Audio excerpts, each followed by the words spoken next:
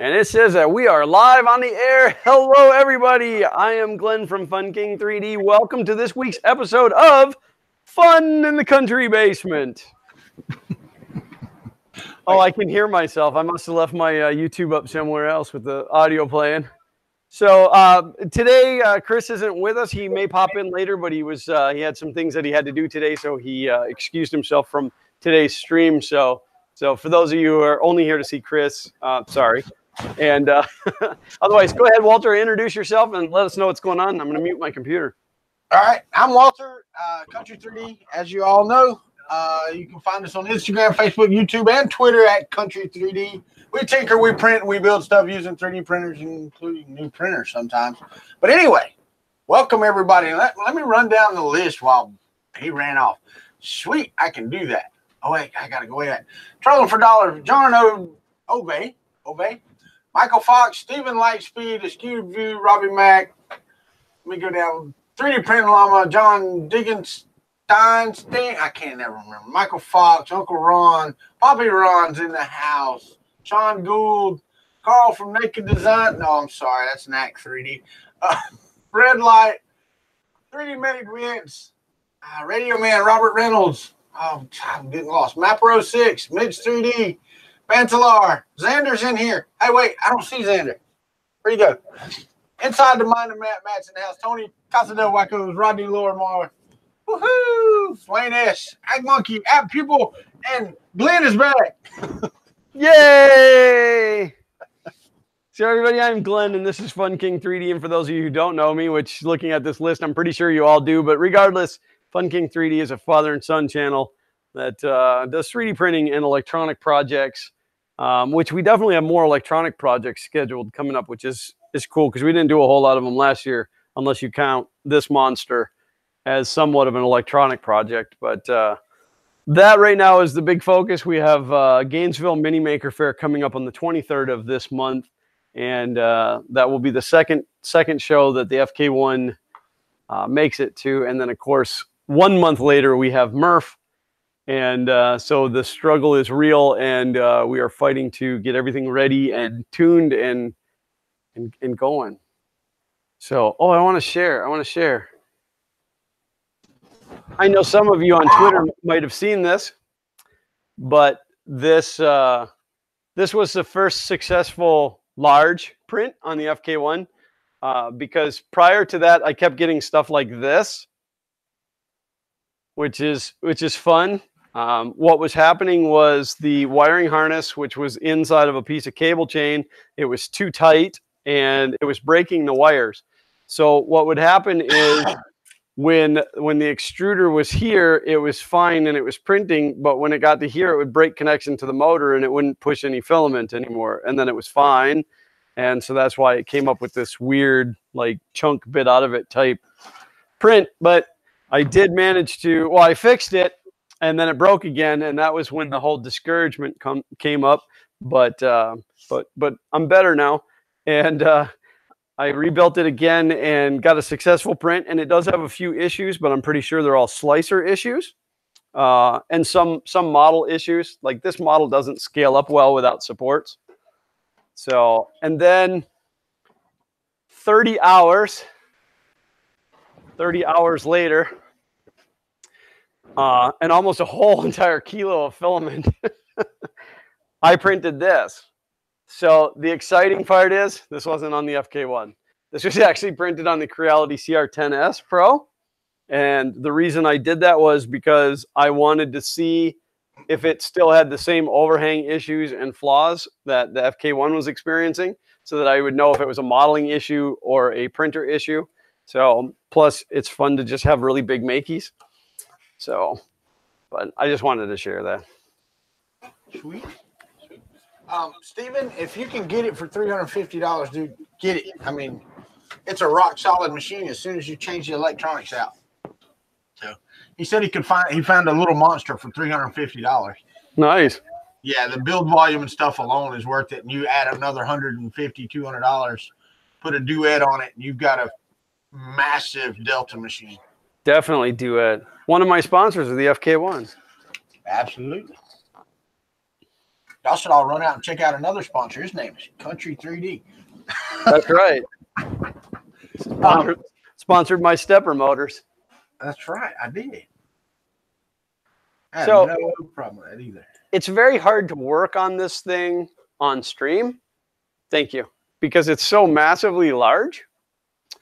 And it's in the way, but I got stuff I got to do on it. So do it. I got to do on it. Yeah. I'm going to try to get the nozzle height dialed in today.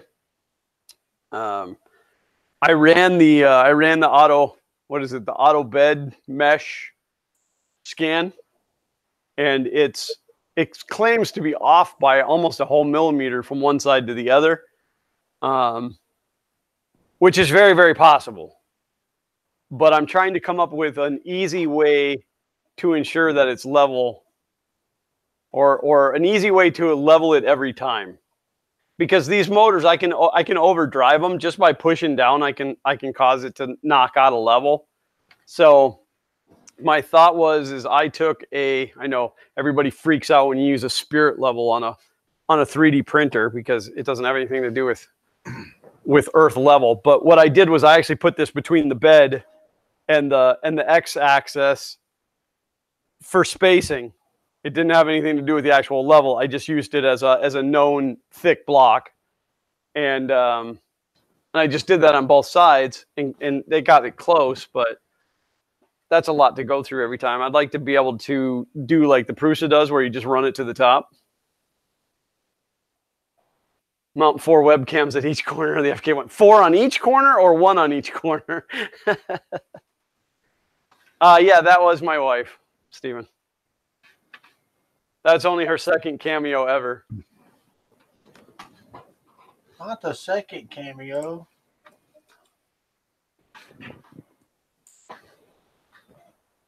I will say this to you, those of y'all that have been holding your breath. I got the new modem set up today, and it was not as straightforward as I was hoping, because the WRT AC 1900, you have to do a lot more to set it up as an extender than you do just say, make me an extender. So it's working. What's up, Matt, from How I Do It? Robbie Mack jumped in here. Tristan, how are you? So I finally got the AC 1900 sitting up. You can see the antennas. All this has to change because it was a pain and I got tired of it and left. But I am maintaining around 6 megabits per second upload consistently with this modem.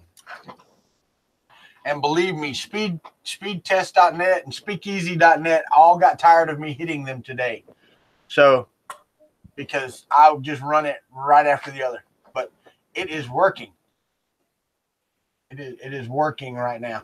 Now, the download, Stephen, that it's not an issue for here. But one thing I noticed with my download is it will pop out at like 48 megabits per second. But then it kind of eases off and it'll level out. I can watch HD video, but it levels off at about 15 megabits per second.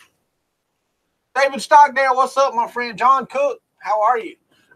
So it's not the fastest for download. You can watch TV on it in here. It's great for my man cave. Right now, at this point, until I find something to get a better signal, I am not going to change my home internet because this extending, this booster thing is not working. It's not working at all. So I'm going to keep trying. But for right now, my upload speed should be good enough to keep solid videos so y'all can gag over my face every day. There, we're good. I was going over here. Man, you got a smug look on your face. What are you doing? Oh, no, I was laughing about Uncle Ron a ways back said that Grisilla didn't stay out of the zone. She hopped into the visible zone. Yeah, it doesn't happen very often, so. She should get on here like Regina does. She should sit there with you sometimes. Yeah, well, okay, so I want to tell a story because it's pretty awesome. But I had a fail on my Prusa, I started to print a sheet of maker coins. Right. And they're not actually normally a sheet. They're 12 individual coins. But as you can see, I had a pretty nasty layer skip. And then some spaghetti being made. But what was crazy was she had come in and woke me up Saturday morning. And she said, well, she didn't wake me up. She came in when I woke up. And she said, your print failed. And I'm like, no. And she goes, yeah. She goes, I could hear this beeping. And I didn't know what it was. And I finally traced it to the printer. And she said, I pushed the X button on there, but it didn't stop it. So I just turned it off. And of course, I cringed at that point because I didn't know what state it was in when she turned it off. But better safe than sorry, regardless. But what had happened was the connector, I'd left the connector on for the thermistor because I hate the fact that it's hardwired on the Prusa. And then it's a pain to change it out later. So I left the connector and I had used some double-sided tape and stuck it up underneath the hot end fan. Well, it fell. It came down and got wrapped up in the print, and it wore the insulation off the wires, and then they shorted out, and it went to max temp, which is why it freaked out and beeped and shut off and whatever. But I was actually very proud of my wife to come up here and actually make an attempt to hit the don't go anymore button, and then shut it off because she didn't want the house to burn down. But I said maybe we should spend like, just 20 minutes or a half hour kind of covering the base, because she said I didn't know what parts of that I could touch and what parts I shouldn't. And so she's actually going to take just kind of a beginner's what to do lesson. Cool. Good job, Drusilla. Yay! Hey, Mitch asked me why not run the Ethernet to the trailer. Well, Mitch, the problem is that my internet at my home is 25 megabits down and 1.5 megabits up. Well, the question is why aren't you running the Ethernet to the trailer to put that connection back at the trailer? Oh, right. Yeah. But I could do that. I guess I could. But Steven, you're talking about 120 megabits per second download. Yeah, I can see that because in Tallahassee, when I had this in my phone, it was running about 95 megabits per second down when it was actually, in the city. But this modem, which is hold on, let me do product placement. The Nighthawk LTE M1. Oh, dude, that totally looked like a progress bar when you held it up to the screen. It looked like a pop-up window with a progress bar in it when I looked up. That's right. It's at 100%.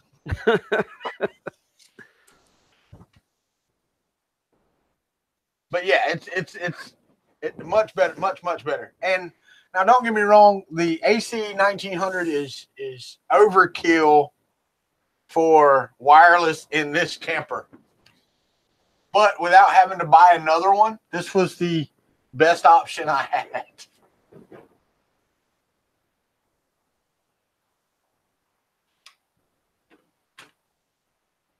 Michael Fox, I think he said that's a used one. Somebody's offering that to him. Ninja Robot, what's up? Welcome, buddy. All right, Matt, take it easy, man. John, no, my wife would be taking lessons from me, not Xander. The one time Xander touched the FK1, the print had failed, and he hit the home button with the print still on the bed and ran the X-axis right into the print and pulled the couplers apart. She said if she took the lessons from Xander, it would be a lot more entertaining, though.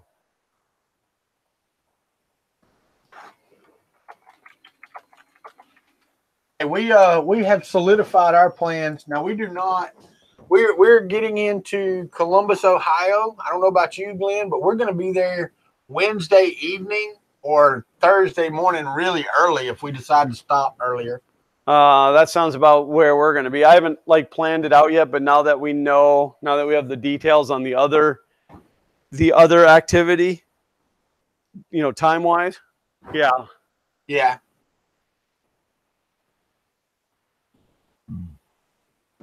Now, John Hammond says his AC 1900 has to reboot every few days using it with a Nighthawk router. Let me tell you, I've had this AC 1900, the one that I have right here with my hand on it, running for at least 2 years. It's probably been restarted, other than power outages, probably 3 times. I had 2 of these in my house. They are rock solid units. Now, I am running DDWRT. I am not running the Linksys firmware. So, you know, that may have something to do with it. And also, I couldn't figure out. I was hoping that I could run a wire from the Nighthawk hotspot mobile router to the AC 1900. If I could wire it from there to here and then just use this as a router and a wireless access point. But you cannot. The MR 1100 is wireless only. The Ethernet jack is only incoming. So you can plug it into your internet at home and use it as a wireless point, access point. So, and then take it on the go for cellular access, which is really weird because the cheaper model that I'm sending back will actually do what I wanted it to do. It just doesn't get good service and it disconnects all the time. Which is definitely an issue with anything that's, you know, connectivity. Yeah, or live or anything. You know, on a movie, if it disconnects for 15 seconds, you can watch a spinning ball for 15 to 20 seconds. But when you're doing live streams, you end up with part 1, part 2, and part 3 of a live stream. You know, so.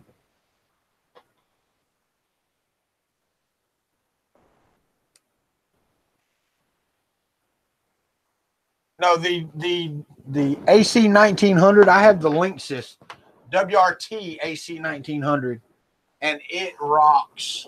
I mean, it's just straight. These are heavy duty. If you can get these off of eBay, they are friggin' awesome.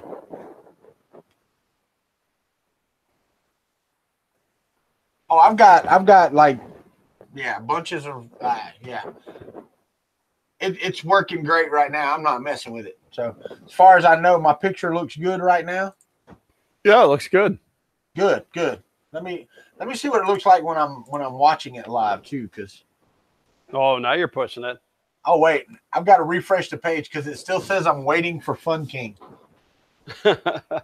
Even though it says 62 watching, it says I'm waiting for Fun King. So I'm going to refresh. No way do we have 62 watching, really? That's what it says, 62 watching, which is awesome. You guys are amazing. 62 watching with 11 thumbs up. Their hands are broken, but they're watching. I absolutely love 61 of you. Oh, now there's only 61 watching. We scared one off. Okay, now I only love 60 of you. I say that because I'm watching, so one of those doesn't count. But yeah, I'm pulling this down at 720p, and it's looking pretty solid, so can't complain too much. Where's Chris Riley? That's a good question. How come Glenn is with 2 N's, but Fun is only with 1 N? Because they're both spelled correctly? Yeah, Chris Riley had some things come up today that he couldn't be here. He said that if he gets done, he may pop in. No, Sean, I hate you now. You're on my poop list. No, I'm just kidding. So I'm going to tell the story, Sean, because, you know, I love full disclosure. I reached out to Sean and said, hey, I really need some Fun King 3D yellow PLA. And he said, oh, we got some. And I ordered a couple rolls and he sent them over. Well, it's slightly a different color, which he explained to me why that happens. Because the way that filament is made, the PLA base is not as pure and clean as PETG base. And then, so I gave him a hard time about it because that's what I do. And I know he felt bad, and I hope that he doesn't still feel bad because I'm over it. But then I asked him how much I had to buy to get the right color, and he told me just 100 kilos. I'm like, I don't need it that bad.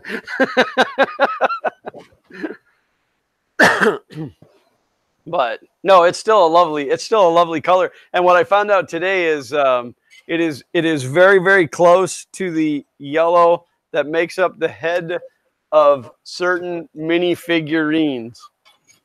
Lego. Sorry guys, cleaning off the bed over here. I am farming out some maker coins in the background. Good eye, Thomas. So, and bonus points if anybody can tell me what color yellow that is. It's not Fun King 3D yellow.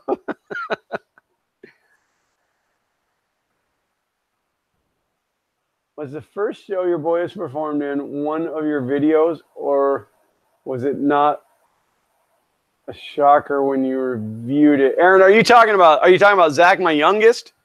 He's been in a couple other ones, but for the most part, he's only ever been in MakerBox videos, and none of that was planned. We just let him be in the video, and he's ADD, so he's a little bit nutty sometimes, and it just works out. And we just let him be him. We just let him. So yes, that is actually Hatchbox yellow. Trying to catch up. Brown. A couple people have joined in. I missed Red Light earlier, I think, and Arduino Makes is here. I think you said hello to him. Ray Cruz, welcome. Big Steve, John Mack, and John Diggenstein asked could he post a link to his Thingiverse model. I don't know that you've got links turned off, right? Yeah, you can try. Go ahead and throw it in there, and we'll approve it. But Nightbot may knock it out of there. I'll try to copy it out and post it back. Or if you want to like DM it to me on Twitter, or just post the thing number. And there's Darren Anton. Darren Anton, I need your address, or I got this. Glenn, show me. Darren Anton, I need your address for the green filament that you won last week. If you can, email me. Because I don't think I saw an email from you. Chris Hitchabout. That's a new one. How are you, buddy? Don, welcome. Let me look, Darren. Hold on. You may not have to send it again. I get a bunch of emails, and it might have just got lost right in the middle. Yeah, Aaron, one of the rules is that he can't break the plane of Xander and I. He can't come forward. He can't get in front of our faces and stuff. Like, because the videos that we're doing, it's a legitimate video. I mean, we want people to see what's in the MakerBox. I love the MakerBox so much, and I want to push that love on, but a lot of people just tune in to watch Zach, and it makes the video that much more special. So he has to stay back. That's part of the deal. And he has to kind of keep quiet as not to distract us. I personally do not watch Zach. We always have the image on the monitor that's right below the camera, and he watches himself. I intentionally don't watch him during the video because I'll crack up. So editing of those videos is a lot of fun for me because that's the first time I get to see what he does in the background. So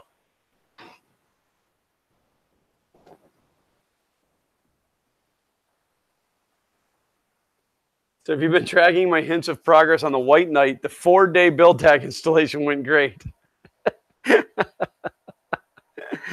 I now have the world's first build tag belt. That's awesome. Gainesville is in the same place as last year. They didn't move Gainesville, but the show is not. It is at I want to say it's the robotic annex. I don't have the link. I don't have the link right now. But if you Google Gainesville Mini Maker Fair, it'll come up on their website, and the location is listed right on the front page.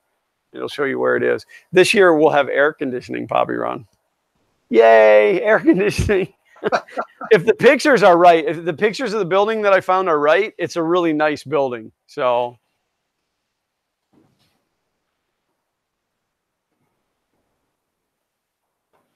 All right, I'm going to home that, so it's going to move. You'll be all right. Just don't freak out when it starts to move.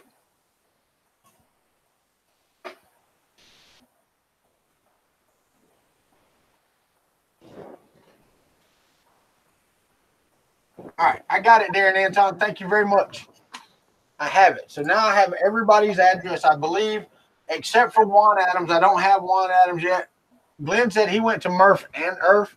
So I'm hoping that he goes to Murph. If I don't hear from him, I'm going to bring it with me. Sean, you want to see the comparison of the PLA to what?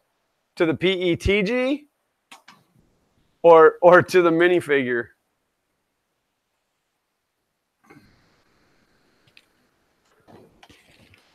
I mean, Sean is, I mean, he's so special to me. I mean, he even went as far as putting my own sticker on.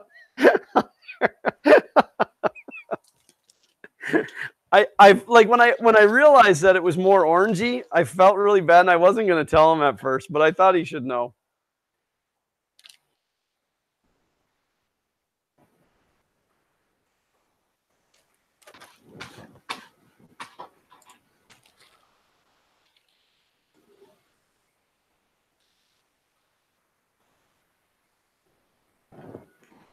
All right, I'm copying and pasting the printed part.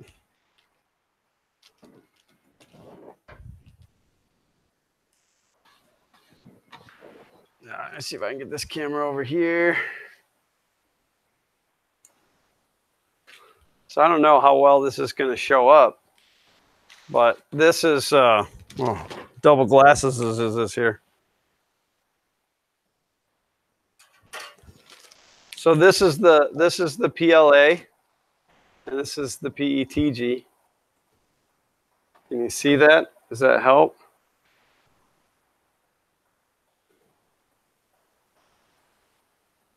Thomas, I can't remember. Walter actually sponsored them. I'd have to go back and look. They came from Amazon. If you order them directly from stepperonline.com and get them out of China, you can get them a little bit cheaper. They just take forever to get here.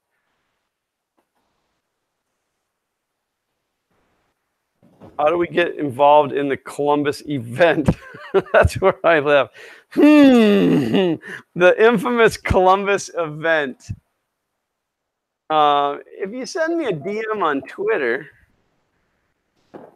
I might be able to get you some information on that.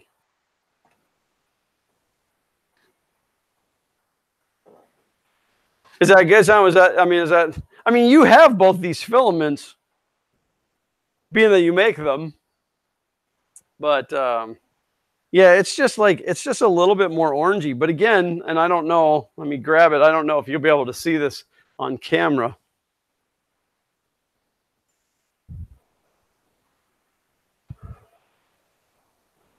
Well, now I thought of it. Minifigures are a little bit orange. And it's a pretty good match for that. Because I'm going to print another one of my famous toilet paper holders, which again I didn't design, I just remixed it, but because I want to take one to Maker Faire and to Murph without taking the one out of my bathroom.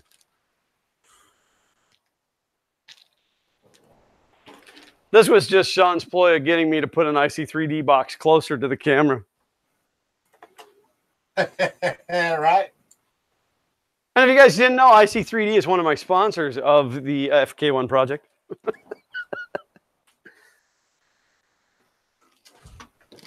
I have so much yellow filament.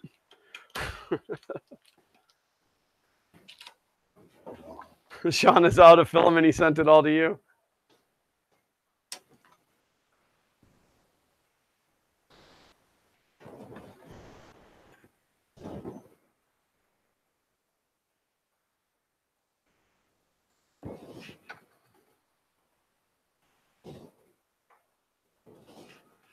How much orange filament do you have? Very little. I'm almost out of orange. My favorite orange is AIO Robotics.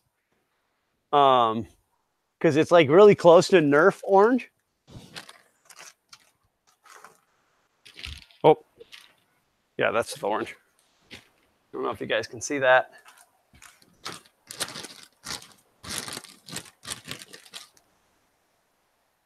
But that's one of my favorite oranges.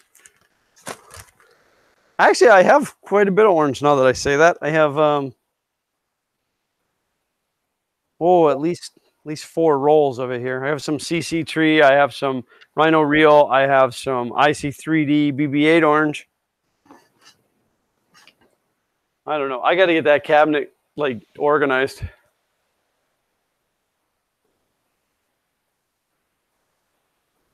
With all those sponsors, it still isn't working right. Oh, you better bring it, Carl. You better bring it. I would like to make a FK1. Just do not want to see the bill on it. I don't want to see the bill on it either. I haven't totaled up what it would cost to build one of these yet. I don't want to know until after it's done and running properly. And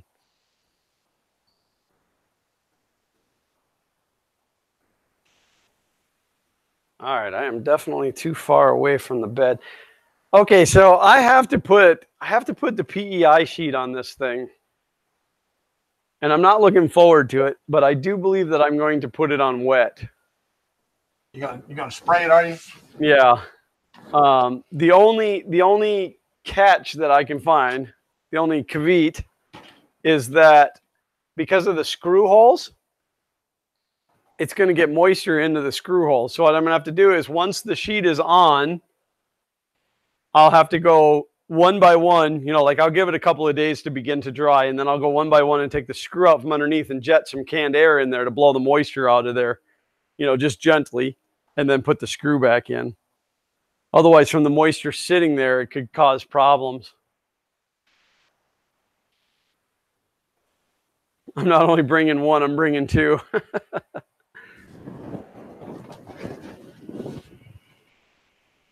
Oh, I don't know about this, man.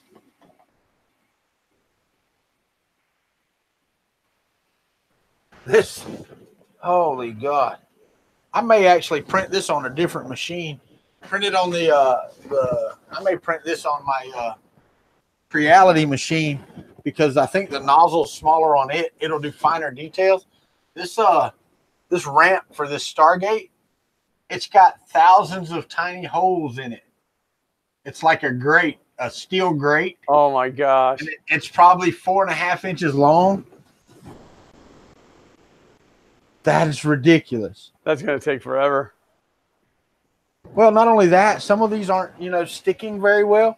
Now, the guy that designed this on Thingiverse says in the thing that using anything other, if you don't repair these using what is it, Microsoft's 3D Maker, some of them don't slice and print very well. And I haven't done that to any of them, so this may be one of those that I need to do that. So the guy released the file with errors in it? Well, he said that the slicer he used, and I can't remember which one. Why didn't he just repair the STLs and then upload them? Dude, I don't know. That's just lazy. Sorry. That's just lazy.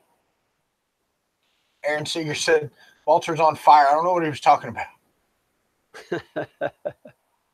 I don't know. I asked 3D Medic Vince for his address too, because in my notes here, I've got to mail his to him, but I don't see his address either. Robbie Mack said, have the wife hold the other end while you squeegee, which is a good plan, but my fear is that's a $150 sheet of PEI, which was sponsored by Printed Solid, by the way, which is greatly appreciated. I just don't want to have to buy another one if I screw this one up. You know, Glenn. Patrick Nienhoff says, hey. What's that, Walter?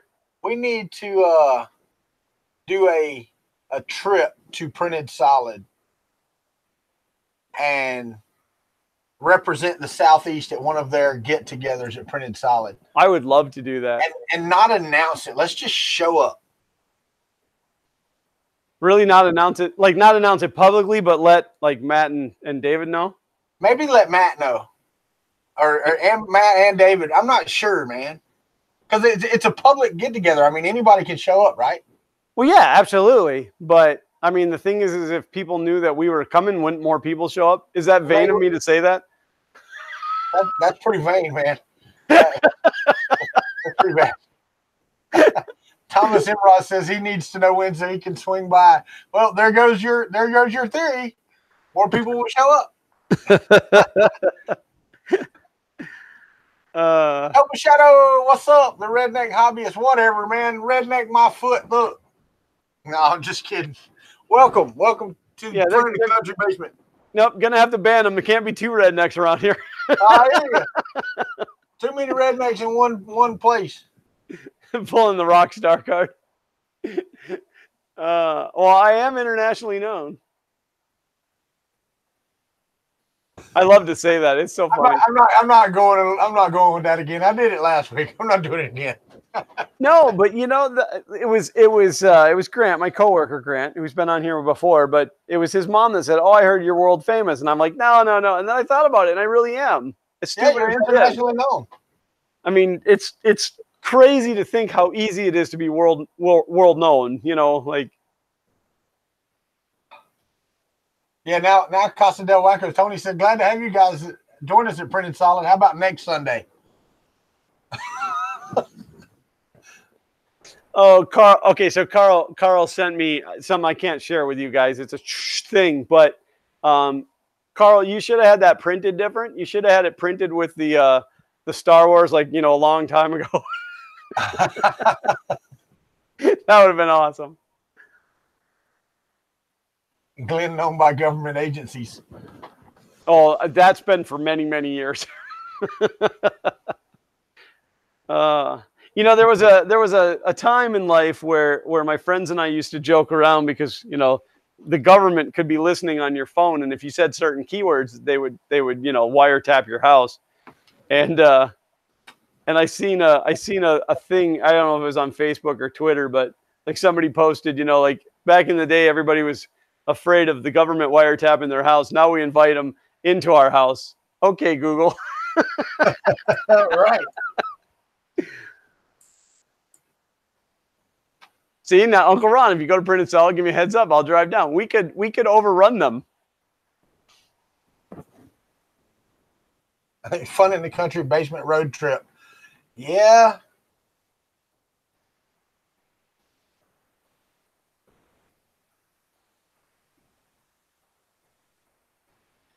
I'm trying to catch up with chat here. Yeah. Yeah, I'm not getting much done because I've been watching the chat. Luckily, I'm just printing. Toby Shadow, the redneck hobbyist, said, "Leave my Google Home alone. It can hear you. It can." Yeah, my phone. They said something over the announcement at church today that triggered my phone, but they didn't say the OKG word. So I don't know. So they didn't say, "Okay, Google, where's the nearest pizza joint?" Okay, Google, order 300 rolls of filament. Wow. Wait, you got to do it right, man. Okay, Google, order 300 rolls of IC3D filament. Wait, we can't leave anybody out. Alexa, order 300 rolls of IC3D filament. In Fun King 3D yellow. Oh, dear Lord of mercy. It don't recognize my voice. I bet it don't. Scott said his watch is always triggering for no reason. Man, I hate it when my Alexas do that. You'll be sitting there watching a show or not even doing anything. It'd just be a quiet house. And all of a sudden you'll hear, doom. I'm not sure how to answer that. You're like, okay, are you listening to the voices in your head again or what? Oh, I did forget Siri. Oh, that's intentional. Uncle Ron's getting ugly. Uncle Ron's getting ugly? Yeah.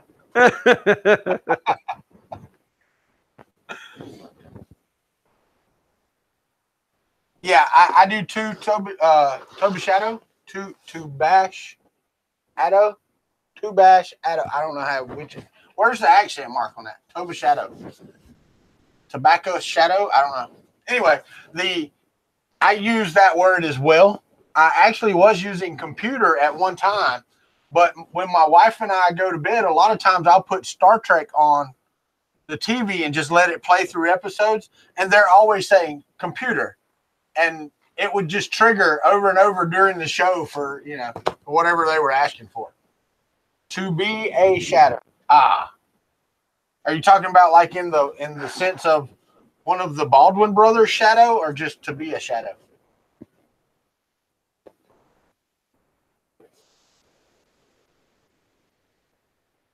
Uncle Ron has been I didn't mean it that way, Sean.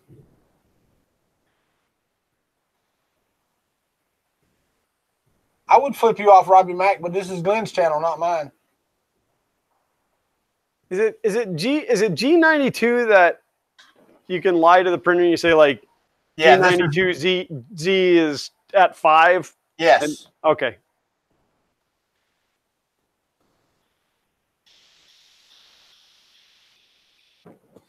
I understand. I understand that. I don't care how you took it, Carl. Every time I say that, I think of that. What's that TV show? Where he's the policeman? Every time I say Carl, I can hear her saying Carl. Which TV show? The one with the Jaleel White. Did I do that? What was that? Family Matters. Yeah. Carl was the name of the dad. The cop, yeah. Yeah, and every time I say Carl, I hear it in her voice, not mine.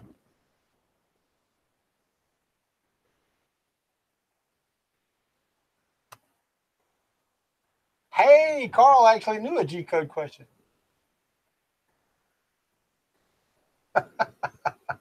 We got 7 dislikes already. We are popular. That's freaking awesome. We have 7 thumbs down. Harley Martin said, "Hello, Glenn, since you're not watching your screen." Hey, Harley. So Harley is the lucky recipient of the Robo R1 Plus. Right. It will be leaving me and going to Harley.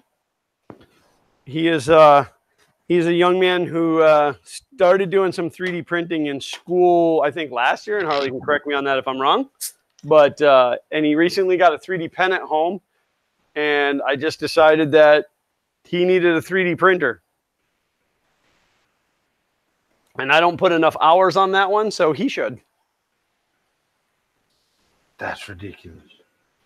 M400, M400, M400, M400. You're going to get banned for repeating yourself if Nightbot catches you. Yeah, and technically that's all caps. Right?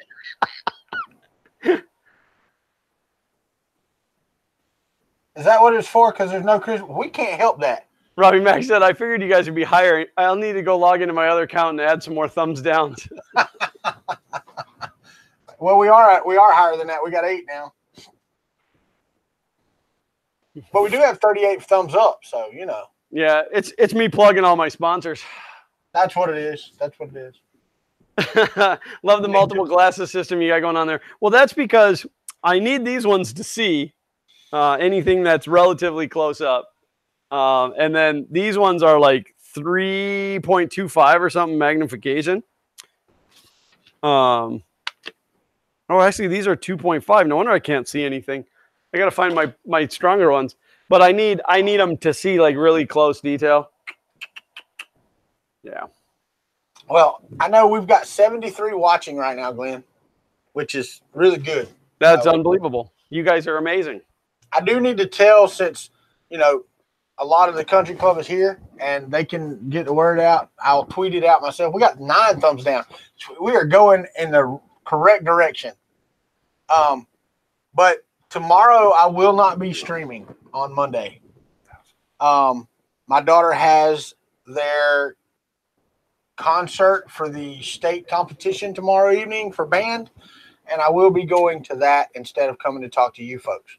I know. It should be y'all first and then family, but that's just not how it is around here. Yeah, I thought we were family. Well, we are, but, you know, you're that dirty side of the family that I try to stay away from, except for once a week. Glenn is old and smells like cabbage, so the glasses distract people from the smell. Oh, son, that really hurt, man. Oh. Don't tell Kuntry 3D or Funking 3D. We're all bots. Yeah. Well, you guys are very smart bots. And Robbie Mack said, "I need less daughters." Yeah, that would no. I'm good.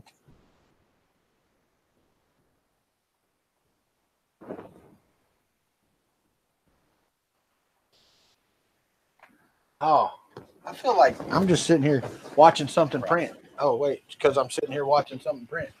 This is not going to work. It's to keep I cannot see this. on the aluminum. I cannot see this succeeding at all. What's that? I cannot see this ramp succeeding.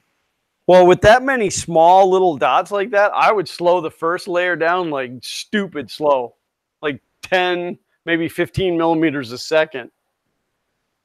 Yeah.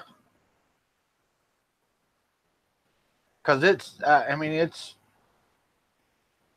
I don't have the camera set up so y'all can see it, but I mean, it is bunches and bunches of them. When I have great grandkids, then Walter will have to retire. That may be so. Patrick, the rest of the gate is coming along nicely. I got some parts off today. I got some little bitty thin strips, these little rail pieces that are supposed to be there. I got my gears off. Got my motor mounts. I've got these chevrons, but I'm going to try. And my plan was today to do that, but I spent more of the day. But I did these chevrons. I spent more of today than I wanted to setting up the modem and getting everything ready for streaming. I need to clean this corner up because I want to set a camera up over there so that I can do the SLA over there. I think I do have a camera that I can move over there to do that.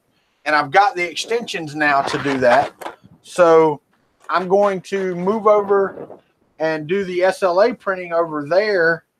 But I've got to get everything set up and ready to go, and blah, blah, blah. And I didn't do that today like I was going to. What's up, Scalda YT? How are you, buddy? Hey, Scalda YT, that was a good movie, man. No doubt. Yeah, I enjoyed that movie as well. But Patrick Nijenhoff, it's going great. It's just print after print after print. And it is a lot of printing. A lot of printing.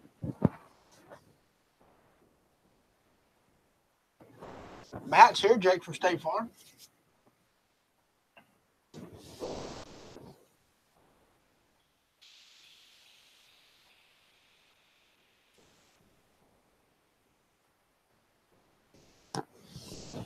Well, I've got one of the magnifying glasses with the articulated hands right here. I've got one of those that I use for soldering and other bits.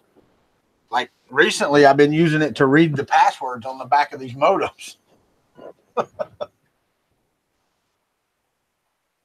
You're welcome, Scalda.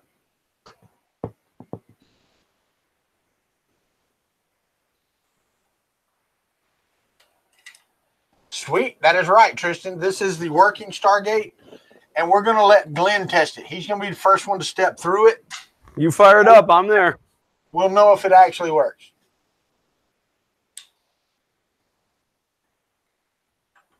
Yeah, that's to be a shadow. That's correct, man. When I printed, and I've got it over there on my shelf. When I printed my Winnie the Pooh, the eyes were black dots, and I printed it on the printed printer back here, and man, it was so hard to get it to finally print. It would have been easier for me just to take a piece of black filament and cut off the end of it and stick it in there and say, hey, it printed.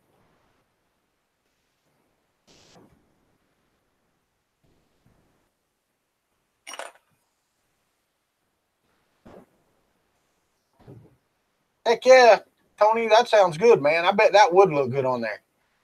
The Uncle Jesse gunmetal for the Stargate, yeah, that would look good. Start over.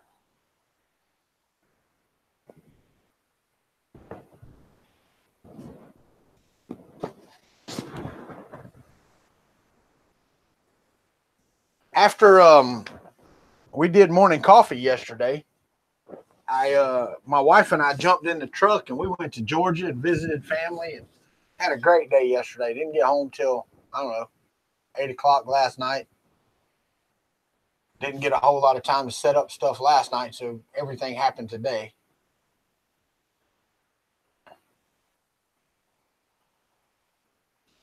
Yeah, John Hammond, that works too. Yeah, you're right, Jake. You are absolutely right. And until a couple of years ago, I didn't have any problem with mine either. I keep saying that, but I was telling Glenn, and I told him earlier that we've been doing Fun in the Country Basement for 7 months. Y'all believe that? 7 months we've been doing this show on Sundays. And I think we've missed maybe 2 Sundays, 3 Sundays. Yeah, I think just 2. Yeah. So, I mean, this has become, I enjoy this. This has become fun every week. Later, Thomas. Bye, Thomas. Thanks for being here, buddy. Carl, I don't wear them on the weekends because I don't know if it's me or how it works or whatever. But when I wear mine during the day, by the time I get home from work, I'm ready to take them out because they feel like they're gumming up already. So basically, I tried if I'm going like somewhere or something, I'll wear them on the weekends. But like just to get up and put them in the morning on Saturday or Sunday, Yesterday, I think I put them in after morning coffee for us to leave and go to Georgia. But just on the weekends, man, I'll just wear my glasses instead of putting those in. I enjoy them during the week. I really do. Because, like, especially driving during the daytime because I can wear my shades then, you know? So that's really cool. But, yeah, I'm it's not that I don't like them. I do. I love my contacts, but it's just easier for me to wear glasses on the weekends. Later, Sean. Have a great day, buddy.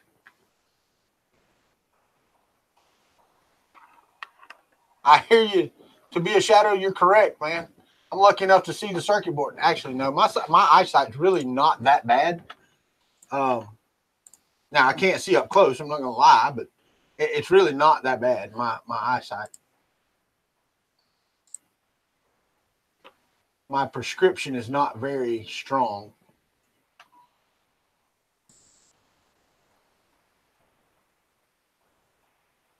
All right. Well, I don't have Vince, 3D Medic Vince. If you can hear me, please email me your address because for some reason I don't have it. And then Juan Adams is the only one I need to get in touch with then. But if I don't hear from him, it will be at Murph. The rest of them I'm hoping to have in the mail at least by Wednesday. Because I have to get to the post office, which is a pain for me.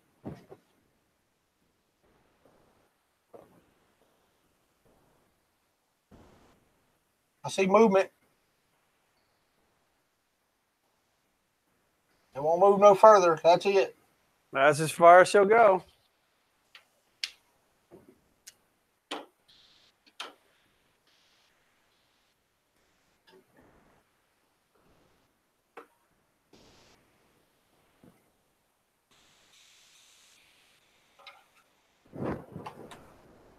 I think I was 42 when I started needing readers. So, yeah. I'm surprised Glenn doesn't have to wear more glasses than he does. About 25 years ago? Yeah. And you being 70, I'm surprised you don't have to wear them magnifying glasses all the time.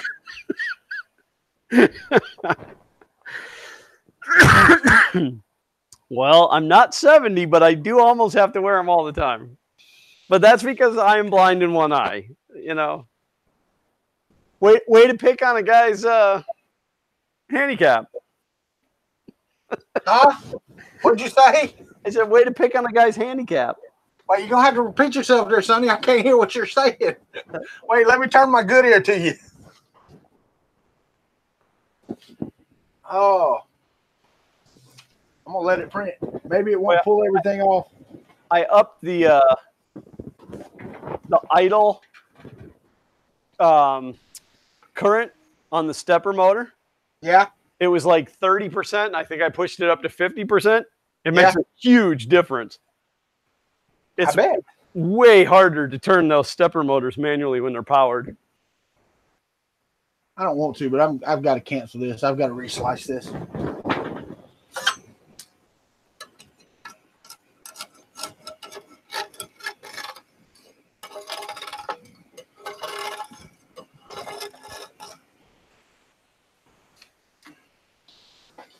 Yeah, this is. I know you can't see right now. This is what I'm having to print like hundreds of. He ain't paying attention. Y'all can see it though. Can you see those? No. On the blade? No, not at all. How about now? Yeah, it just looks like chunks of waste filament. Yeah, that's exactly what it looks like as I'm taking it off of this board. They're everywhere. God bless America.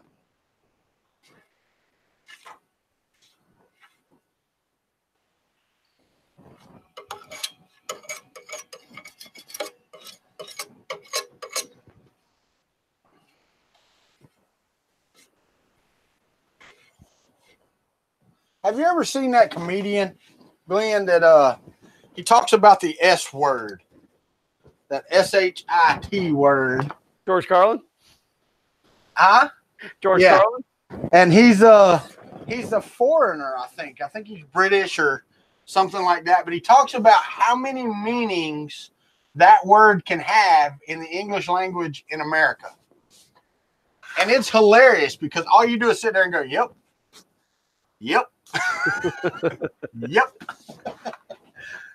And then you can think of a few more than what he actually thinks of, and you're like, it is pretty versatile, isn't it? Well, that years ago there was an audio file going around about the F word and all the uses of the F word. You know, the fact that it can be used as a verb, a noun, you know. Oh, absolutely. But definitely not appropriate for this channel. And I hadn't said it on your channel either.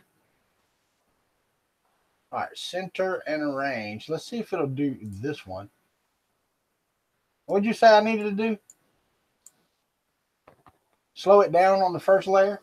Yeah, like slow it down a ridiculous amount, being that it's so small. Let me show you here. I can't. I was going to share my screen. Damn it. I wanted to show you this. This is ridiculous. Because even the little bitty thin pieces have these holes in them. All right, speeds. Adjustable printing speed for layers below 15 seconds. No, where do I set the first layer speed? Where do you set that in Simplify 3D?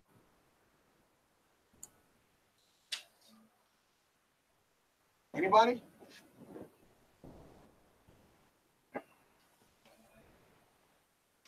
I don't use Simplify 3D. I know. I use Slicer. I have not been paying attention to chat. Underspeed. Outline underspeed. That's not on first layer. How can someone blind in one eye tell if he's printing in 3D? I just had to feel it. I got it right here. Never mind. So first layer speed right now is at 35% of my max speed, I guess. So we want that to be like, what? Would you say 10 millimeters a second?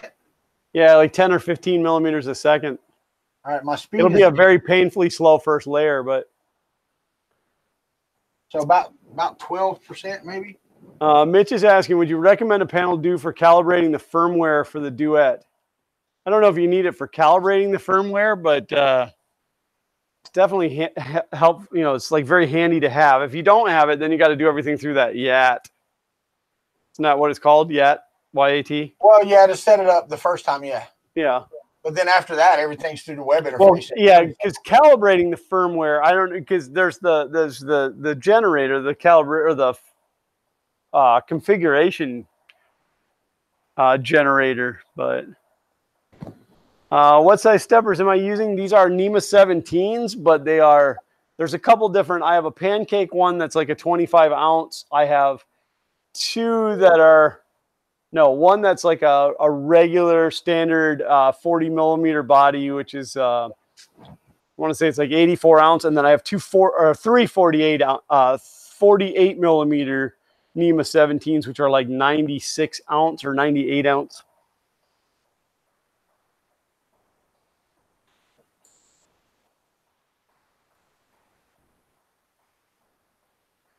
I'm torn. Oh, that's good, Harley. I'm glad that that worked for you. That was the stuff that came from Creality with the CR10S Pro and the CR20 Pro. But I generally don't use the stuff that they send. I'm kind of a filament diva.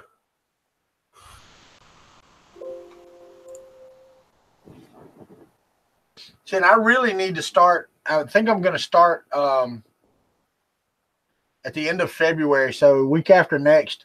I think I'm going to get out the i3 and the Hypercube blend, and I'm going to slice some stuff and get it printing correctly on there. That way at Murph, I can have them both running, printing nice prints that are nice and set up and ready to go. Try using each part of speech in one sentence.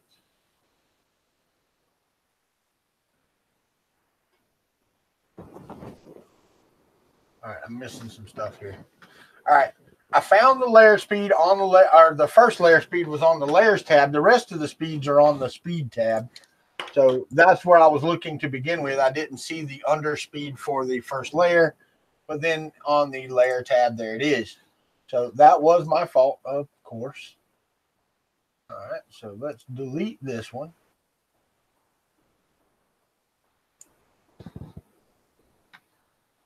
And then upload some G code. All right. Looking for a good free 3D modeling software. What type of modeling, trolling for dollars? Are you talking about like organic modeling like you would with clay? Or are you talking about like mechanical and just use Fusion 360 as the free version? Yeah, Blender for the other. And yeah, Blender. And what's the one 3D Print Llama uses one of them. It's the one where you do the clay thing, I think, but he does something different. Well, he's in here. He should chime in. He'll tell me. He's told me like 50 times, so he's probably tired of telling me. Any tips for an A8? I've replaced the power supply and added MOSFETs. Well, are you having any issues with that A8, or are you just looking to do stuff to make it better and safer? If you haven't already, get it upgraded to the latest Marlin. That's the big one. That is probably the most important thing you could do to an A8. Oh, yeah. Fusion 360 is the way to go then. Trolling for dollars.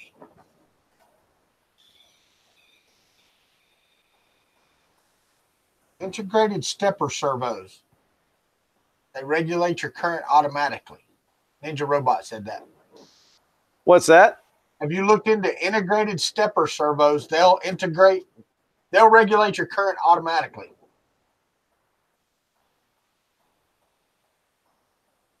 Nope. No, my only thought on this was that I should have done steppers with the brake on them for the Z, because it is easy to knock it out, but it may be different now that I upped the idle current. Eggy the Tech says better and safer. Did you solder the bed already?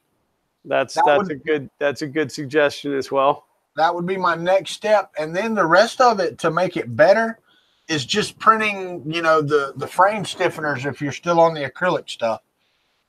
I mean, other than that, throw the frame away, get you some aluminum, and make you an AM8. Amen. And if you really want to get, fun, you can print your own extrusions and do it that way. Good luck, Mitch. Well, that's right, Adam. I mean, it depends on what you want to do. For complicated stuff, though, I mean, and I know Chuck does some great stuff with Tinkercad, but you really have to work at doing complex models in Tinkercad, more so than you would in Fusion 360, I think.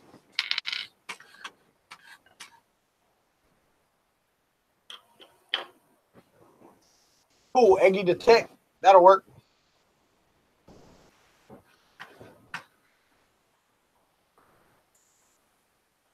Still have not heard from 3D Medic Vince.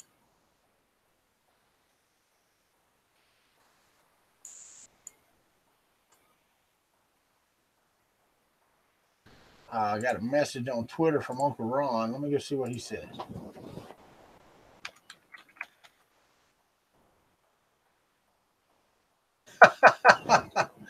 Yeah, Aaron, I guess that would be a pretty big upgrade.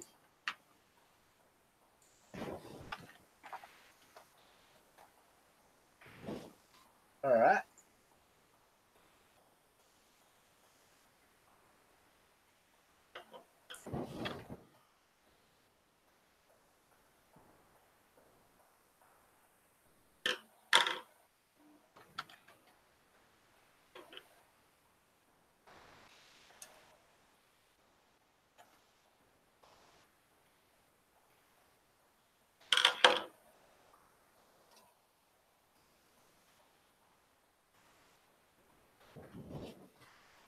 I'm trying to answer Uncle Ron.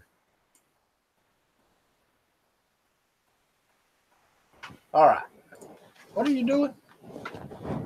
You're all intent on it, whatever it is. What's that? I said, I don't know what you're doing, but whatever it is, you're intent on it. Right now I'm setting the level from front to back. I mean, it's left to right to the way I'm sitting, but it's the front to back, which is that cable system that I came up with. Yeah. Which works well. It's a little bit of a pain to dial in. Man, you weren't kidding. I think molasses pours out of a jar faster than this thing's moving. I told you it would be painfully slow, but is it doing it? Is it laying it down? I don't know yet. I don't know yet. We hadn't got to the start. It's still on the outline, the brim.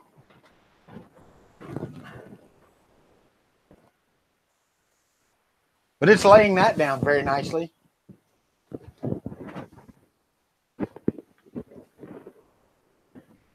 I don't know. Let me change cameras and I'll send up a thing there. Hold on.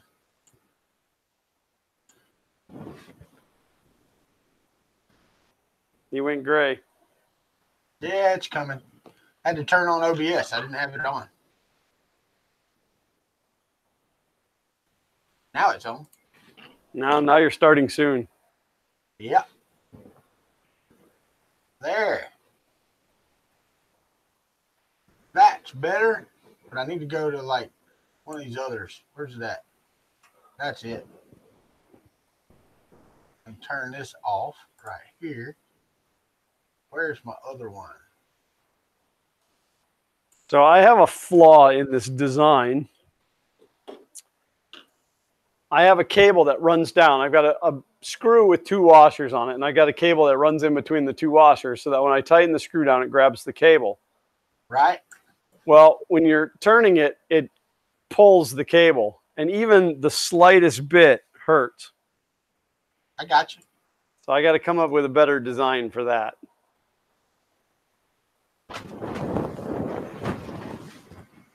Well, we'll find out in a minute. I've got the camera set up now. Can you see me now and the camera? Yeah. Okay, good. Got the camera set up now, so maybe. You see how slow that's moving? Nobody look. That's ridiculously slow. And somebody asked me about the blinking BL Touch earlier. I don't know. Sometimes it blinks while it's printing. Sometimes it doesn't. I don't have any idea. That's usually a sign of a bad connection. Yeah, but whenever you go to use it, it works perfectly. I've never had a problem with it. It's just that sometimes it wants to blink while it's doing, and then sometimes not. Yeah, that's what mine started doing when the wire harness got pinched.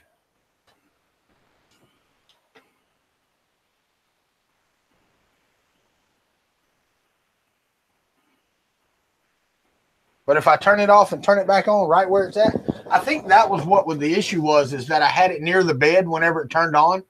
So it couldn't extend all the way. Right.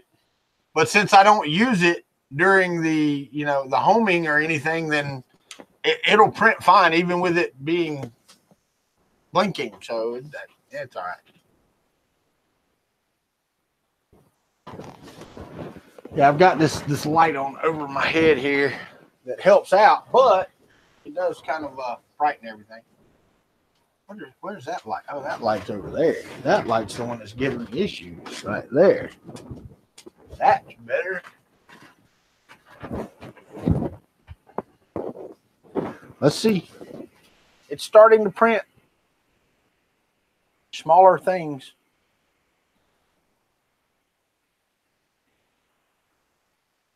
Yeah, this won't even finish the first layer till tomorrow.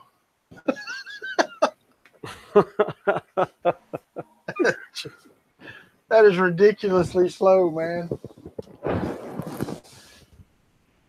I mean, if it works, then that's awesome, but dear Lord.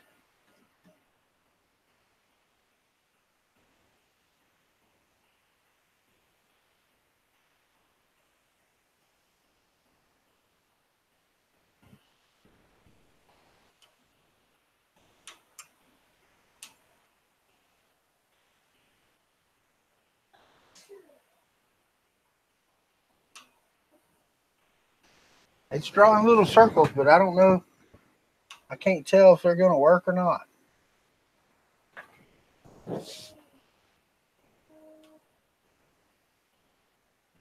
It's drawing dots. Not even like circles. It's just drawing dots. Too small, yeah. But I got to print it. I mean, you got to have the thing, so I'll figure it out. Robbie Mack asked if I have to level the gantry from front to back as well as left to right because it's so huge.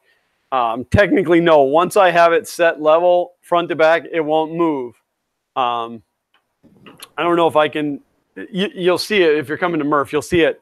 But what I have is I have a cable that technically runs from the top of here up around to the bottom of here and vice versa. So when you pull down on the top of here, it's actually pulling down on the bottom of here. So it's pulling it equally both ways. Or if you lift up, it's lifting up on this side. And so it keeps it completely stable front to rear. But again, I mean, you guys understand we're dealing in stuff that's the thickness of a sheet of paper here. So it's a little bit of a pain to get it set the first time, but then once it's dialed in, I shouldn't have to do it again unless something breaks or stretches or. Glenn, I'm going to try to show these to y'all. Okay. Look at. Can you see those? Are they in focus? Yeah, it looks like a dotted line. But it is. But those are actually open circles. I'm gonna lock onto you so that I can. Wow, yeah, I mean, it's not super focused. Like I can't see a hole in the middle of them. Yeah, I mean, it just looks like a dotted line. It looks like a dotted line. But they are actually ovals. They're circles, ovals. Yeah, that's I as much as I hate to say this because that person, was kind enough to model that and release it, that is a terrible design. Yeah. Well, the other ones are bigger, right? And it was having trouble sticking those, but it looks like this is a lot better than it did the last time when I printed it. So the slow speed is actually helping on these. Did you doubt me? Well, yeah. I mean, really? I don't always not know what I'm talking about. Well, I do. That's why I doubted you. I'm like, I only sometimes not know what I'm talking about. Right?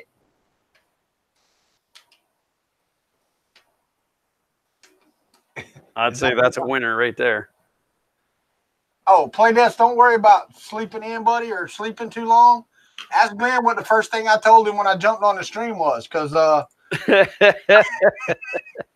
sat down in my chair and it was probably about 2:45-ish. And I woke up at like 3:50, and I'm like, oh, crap, I've got to go. Hey, Butch, was that the first time that you seen the FK1 in person?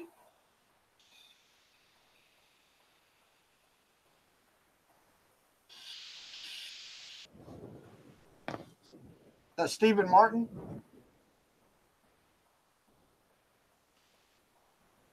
Patrick, what reminds you of the AM8 electronic case?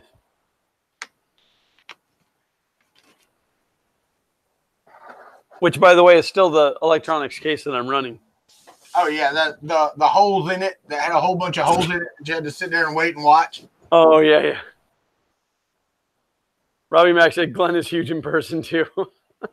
I'm not that big.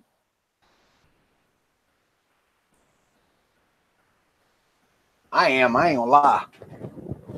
I didn't realize that, Butch. I didn't realize that you hadn't seen it before.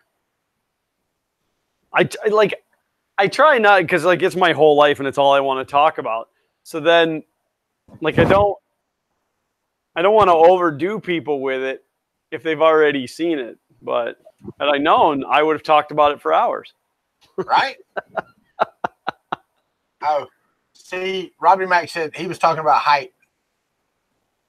Oh, well, I'm 6 foot. I'm average. I'm 6 foot too, and he's talking about me not so much. He said Glenn is huge in person, also Uncle Ron and Martin. Walter not so much. Maybe it's just my presence makes me seem taller. That's what it is. That's what it is. Lester, I am printing the ramp for the Stargate project that I'm working on. Harley, you lay colors on a printed project by spending a crap ton of money. Or buy an airbrush.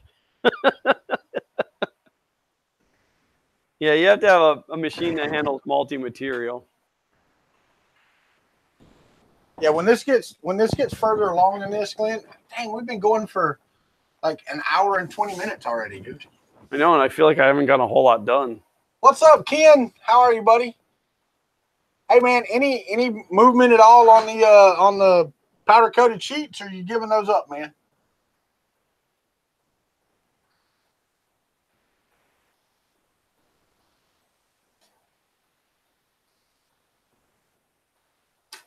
Glenn, how do you lay colors on printed projects? Yeah, I just tell them that you got to spend a bunch of money or buy an airbrush.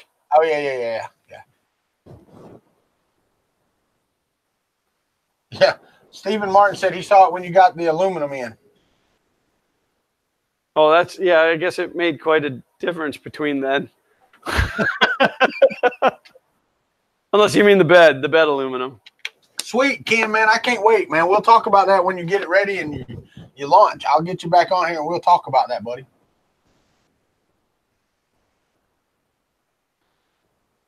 Ken is the one that did the powder-coated PEI sheet for the MK3 for me. Did a giveaway. David Olson has one.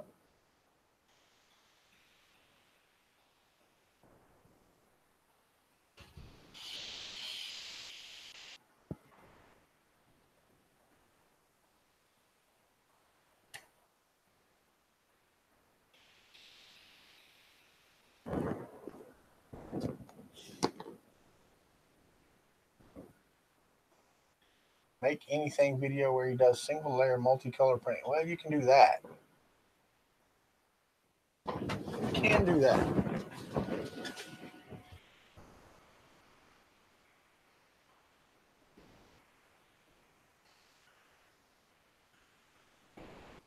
Yeah, Glenn, and then once it does those, then it starts doing these. I don't know if you can see those or not, but yeah, well, at least those are a little bigger.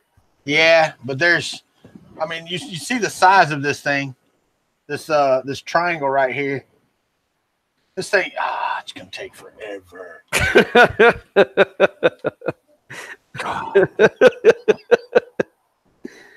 Ever. John he's trying to get into production doing powder coated PEI sheets for different printers, not just for the Mark III, but for different printers, maybe even to order. So, Glenn could have a sheet for the FK1. Big Steve, the Stargate circle. Now, I don't know once it's bolted together how high up off the ground that is, but the gate itself is more than 340 millimeters across. So it's quite large. It is a big thing. Carl, what is this video for? I'm not going to show a video link to a video. I don't know what it is. Ken, it works great, man. I use it on the MMU And I've also got, now I've got the, well, I took it apart, so it won't be used right now, but I was using it on the 2.5.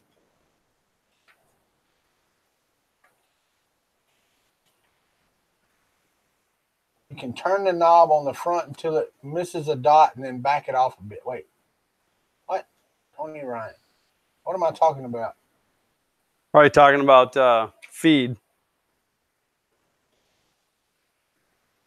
Harley Martin, I am making parts for a Stargate from glitch.co.uk. Multicolor one layer? Yeah. Okay. That's for Harley Martin. Who's on first, Carl?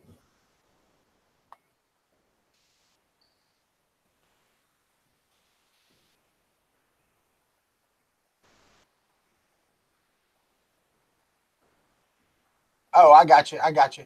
Yeah, it's a duet. So the print speed I'd have to do up at the thing. I do see that it's doing a better job. And I think that this one will print. I'll know when it gets further into the gate because I had a problem with some of the movements it was doing. But this one so far, it is doing a better job. Yeah, the speed's at 100%. I could back it off a little bit, I guess. But it's not hard. But you also run the risk of it being that small, of melting it to your nozzle and just dragging it along with it. So I just moved it down to 80% of what I actually had it at before. So we'll see if that does better.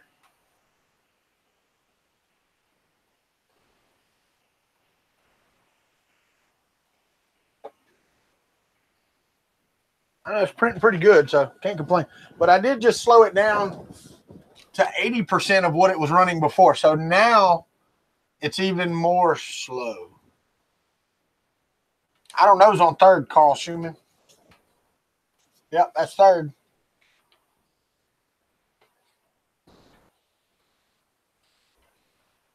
I may end up having to go to multiple lead screw on this.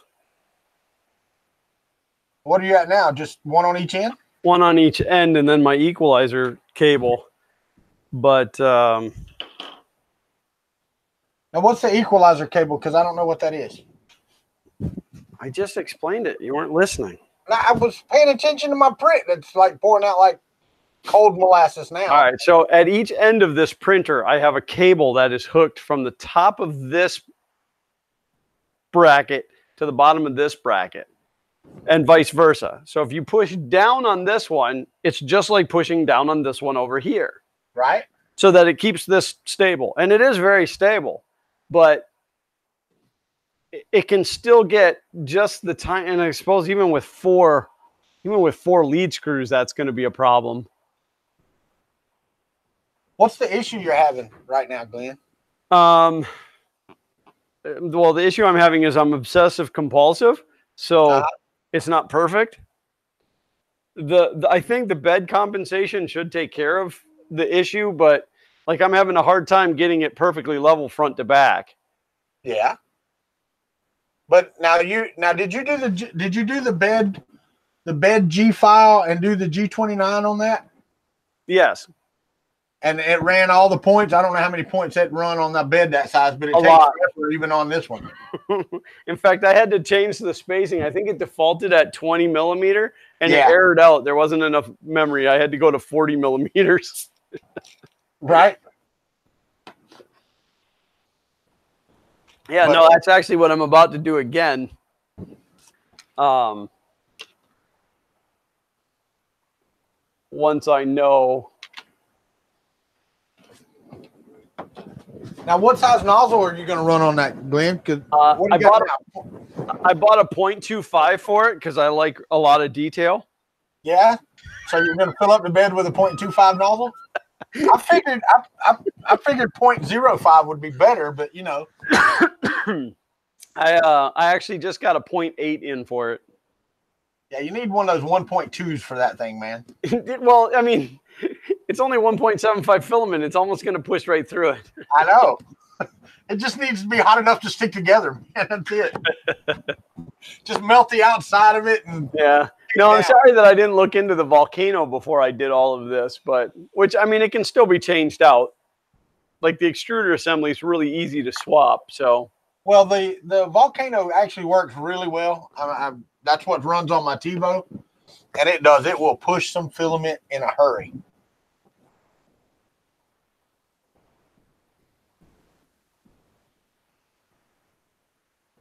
for adjustment, push on the cable between 2 pins to change the length.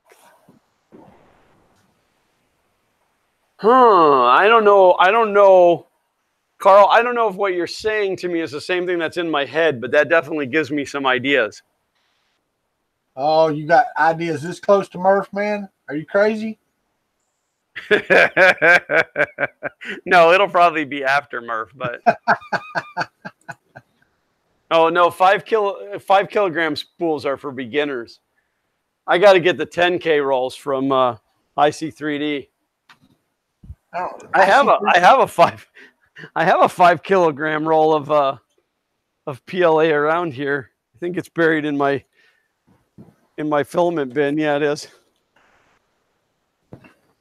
I'm gonna try to talk Josh into let me get a 10 kilogram roll of the what is the alien color? Oh, the ooze. Ooze, yeah, the alien. Get a 10 kilogram roll of alien ooze. So this is what happens when you upgrade to a big boy printer. You get bigger rolls of filament. You guys keep throwing me every time you say Carl. So we'll refer to one Carl as Carl and the other one as Naked Carl. Yeah, Naked Carl. You know what? We might not ought to do that, man, because that might give Natasha like nightmares or something. Yeah.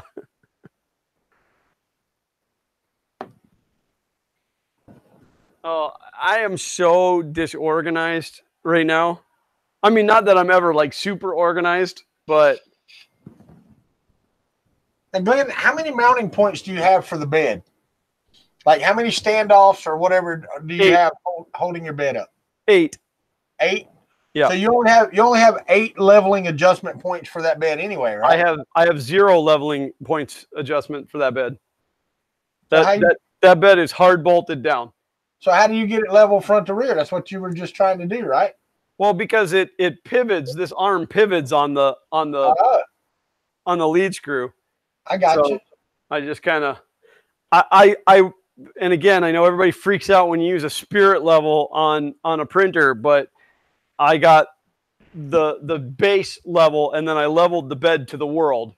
So once I knew the frame was level, then I leveled the bed and then I'm making everything else level to the bed. But here's my question. You're going to move this.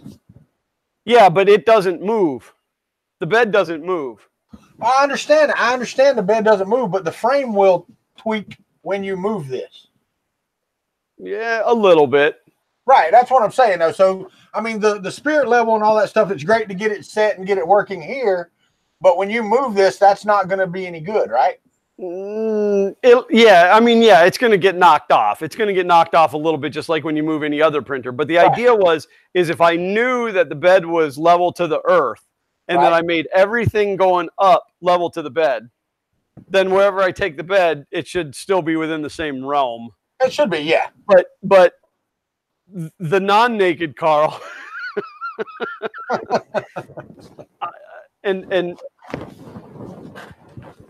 again, I don't know if what he was saying, but like if I bring the cable in and I run it around, he said 2 pins, but then I have a screw that pushes in on the cable to flex the cable in or out. Right. That would allow me to adjust it by screw, which is great. I mean, don't move like that again on screen, man. Like this? Yeah, don't do that. Hey, you know what? Now, wait, somebody go back, take that clip, edit it, make it look like Sean from IC3D. Oh, I could never be that sexy. Let's dazzle it up. Glenn gets his workout just walking around the FK1. Yeah, I'm still trying to figure out how to get this thing safely up and down the stairs without Uncle Ron here. I was thinking about, because I'm building a crate for it to transport it, and I thought about putting tank treads on it and then getting an old, like a handicap scooter and gutting it for the electronics to make it remote control. Listen, do like Ivan Miranda and just build a tank bottom for it and remote control it down the stairs. Just drive it in there, right? Drive it into the trailer when you bring it to Murph, and then drive it into place at Murph. Shut up! I don't want to hear it. Mine's on its way.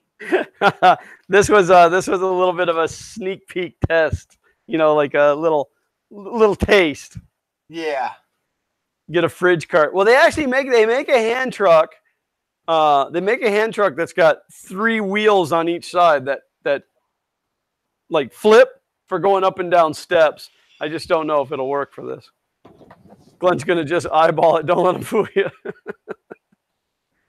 Ken, if you want to sponsor, if you want to do a sponsorship at Murph, then there are limited numbers, but Murph tickets are free. I'm pretty sure you can get in.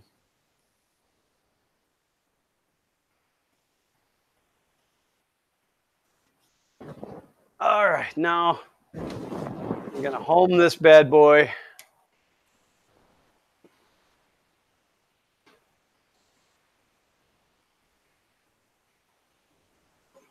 Yeah, the first time that I did the bed level scan, I was afraid that the pin was going to go into one of the mounting holes for the bed, but it didn't.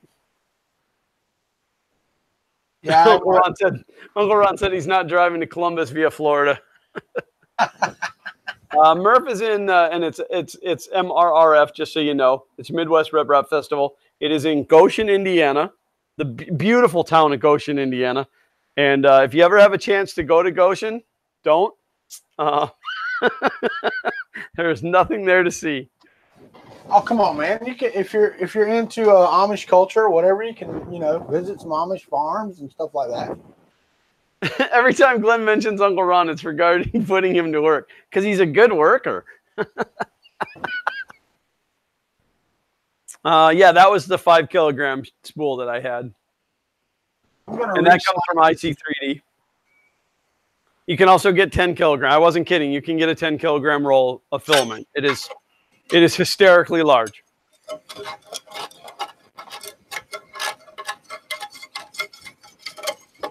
Yes, I know. Mike, the Midnight Giant got mine at Earth, the one I wanted. They actually had 2 there that I wanted, and I couldn't afford them.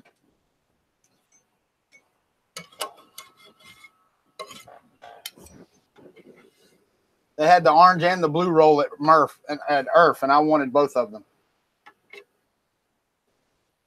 And I just couldn't talk Sean and Michael out of them and putting them into my car.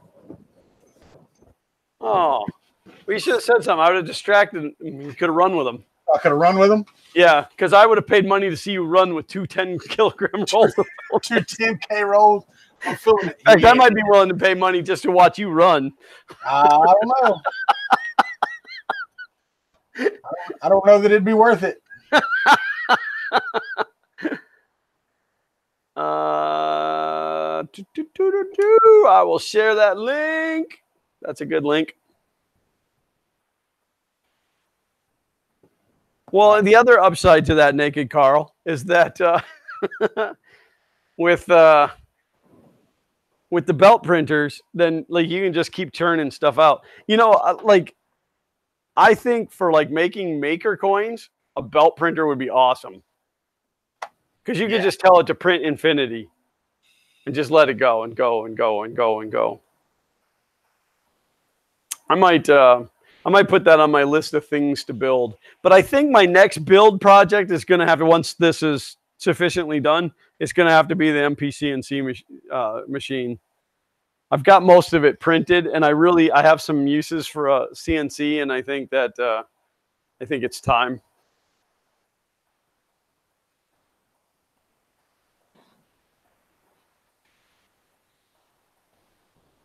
All right, what's the command for the bed mesh? G29. G29. Yeah. I should just make a macro out of that. Why? How hard is it to remember G29? At my age? Oh, I forgot. But yet you asked me, right? Somebody asked earlier, where was I thought Fun King was a father and son thing. I'm like, well, there's the father and I'm the son. So yeah, that's the way it works, right?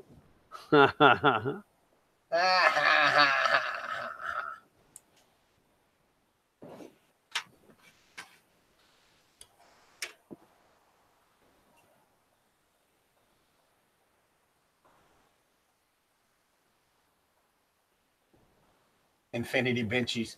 Yeah, that's right. Interesting. So I'm watching, and again, don't freak out because I'm using a spirit level on a 3D printer. When it starts out, it's perfectly level, and as it goes down, it tilts a little bit one side. So like I've got a little drag on one side. I may have to do a second set of lead screws on this, which I'm not really opposed to, other than the fact that I'm gonna have to add the DuX to have the motor control. But then I could also have it just auto compensate. Like it could technically auto level then.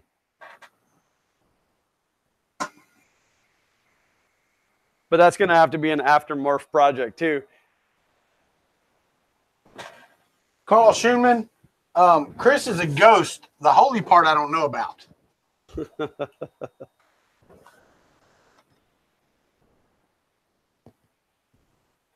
Playdeath said with that much weight for that size of a spool, it's going to have something to assist it moving, or just extruder power.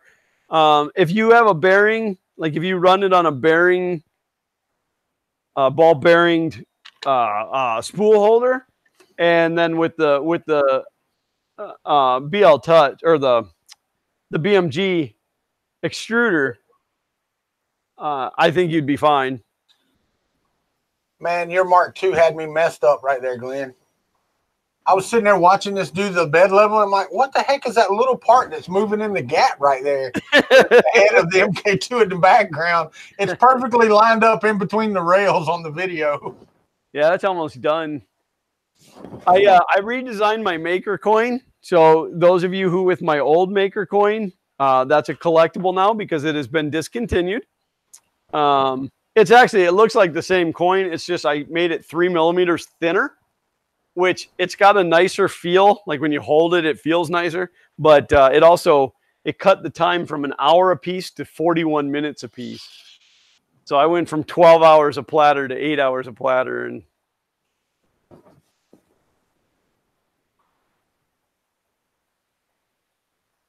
4 independent Z motors, and it can self-level every print pretty much like the Railcore does.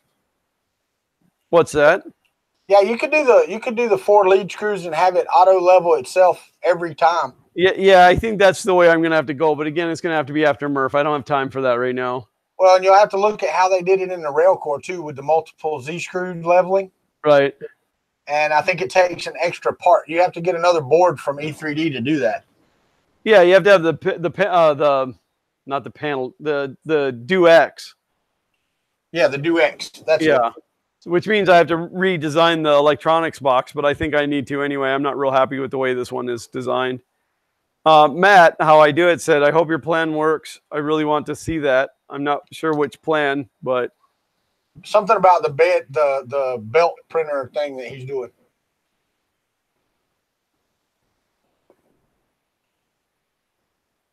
The DuX 5 board. That's it. You need to put T8 by 2 lead screws. These are 12 millimeter. 8 millimeter lead screws looked stupid when I held it up to this, but they were also, because of the length, they were like jello. So I went to these are 12 millimeter ball screws.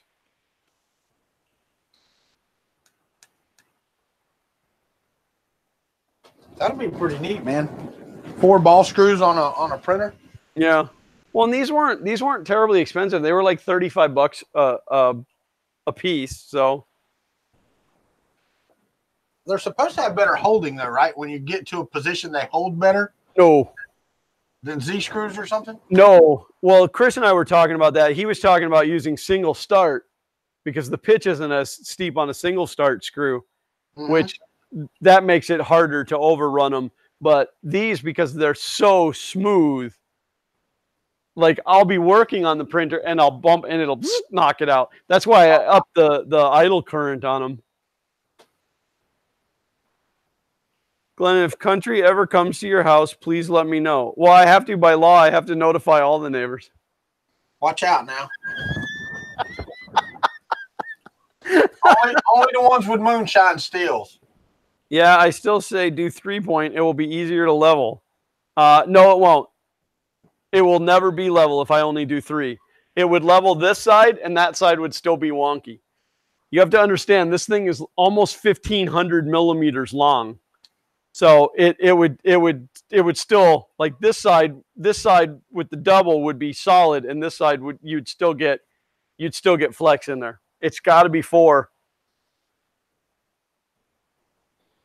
Is Harley and Steven Martin related, Glenn? Yeah, Steven is Butch. That's Harley's dad. Okay, I guess they're your neighbors, right? Yeah. Well, Butch and I worked together at Harbor Freight. That's how I got to know them. And then they ended up renting a house like probably 300 yards away from us. I mean, if there weren't trees in the way, we could see their house from here. So I think he's stalking me, but I'm not sure. I got you. Yeah, I don't. That's... Put the third in the middle of the long axis.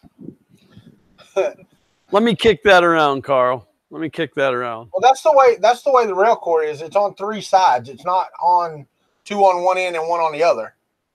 It's on 3 sides of the bed. I still think that I would get flex. If one was here and one was in the middle of the long, I think that this end right here would still. Yeah, I think where are your lead screws? Are they in the middle of the bed? They're not in the middle of the bed. They're in the middle of the frame. Okay. The bed actually sits a little bit to the rear because the extruder has to have room to. I got you. But that should be fine. I mean, really and truthfully, you're getting on one end though. You're getting flex from one side to the other. Well, it's. I think what it is like as it lifts up, there's a little bit of drag. I got you. And I don't know. I mean, these cables are tight enough that I can play music on them, but don't mess with them while it's bed leveling. No. And I don't know. I've never seen any printer use the cabling system before, so it may not work. It was just something that came to me in a vision, and I thought, well, I'm going to try it, and I sat down and designed it, and so far it seems to work pretty well. But I can again. Ninja Robot said the steppers with the integrated servos won't let it move. I can look into that. If you want to spoon feed me, if you could shoot me a link to even a reference of what it is that you're talking about. I've never heard of those either. So just print everything on a raft and be done with it. No, God, no. Ball screws are incredibly free moving and don't hold at all.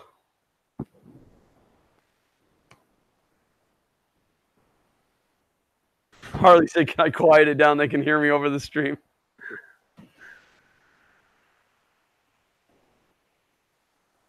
It's Florida. If there weren't trees in the way, you could see across the entire state. That is almost true. Oops. Your level fell off. Not level anymore. It was unlevel. There's the link.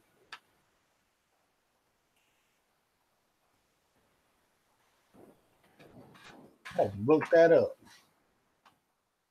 It doesn't make it a hyperlink. I don't know. YouTube is so lazy. Oh, wow. That's a weird looking motor. Huh.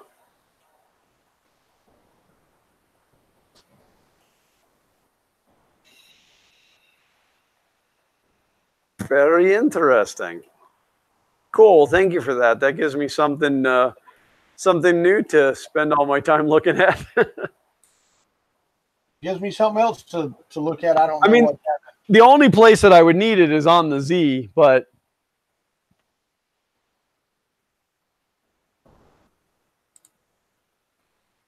I use their NEMA 23s in my hybrid 3D printer CNC laser machines.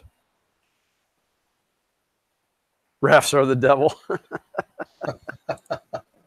Well, that really depends on some things, right? Tristan asked if the belt works like an X-Carve CNC, which I don't. I've never looked into an X-Carve CNC, so I'm not really sure. Wow, that map is all over the place. But just to kind of give you a rundown on the way that the belts work on this, there is one belt that runs the extruder forward and backwards on the Y-axis, and then there's actually a belt on each one of these long axes that go to a motor that hangs right here, but down on that end, and it drives a short belt. What do they call it? An endless belt to a pulley here, and there's a drive shaft that runs across here on that end, and it drives both sides. So, like the Y-axis doesn't go out. I guess that's the X-axis, isn't it?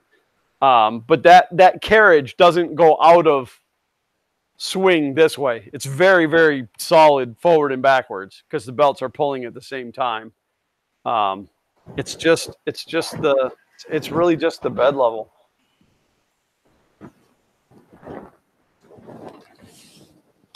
How much filament would be wasted printing a full-size raft? Ooh. A lot.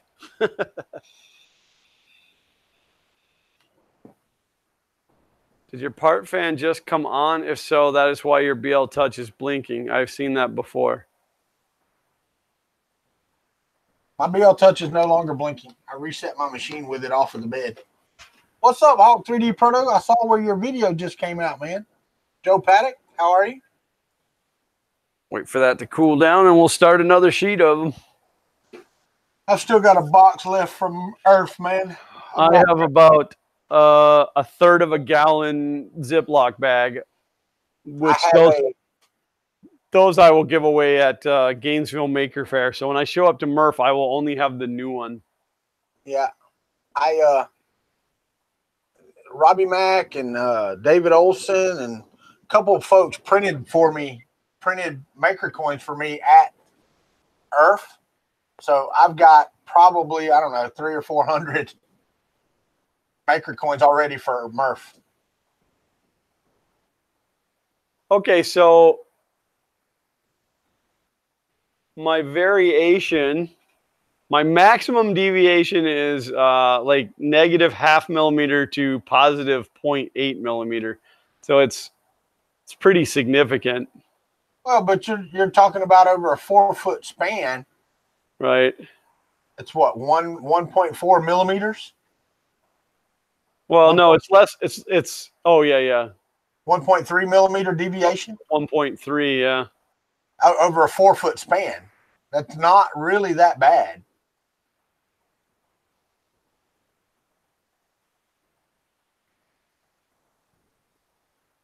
Yeah, except for that's not necessarily because looking at the grid. Well, here I can. Can you show it? Because you know. I sure can. If I can reach my Elgato. Don't you be calling that an Elgato? I built that before they had theirs. Okay, it's an El Broco. All right, so holy crap! What is that?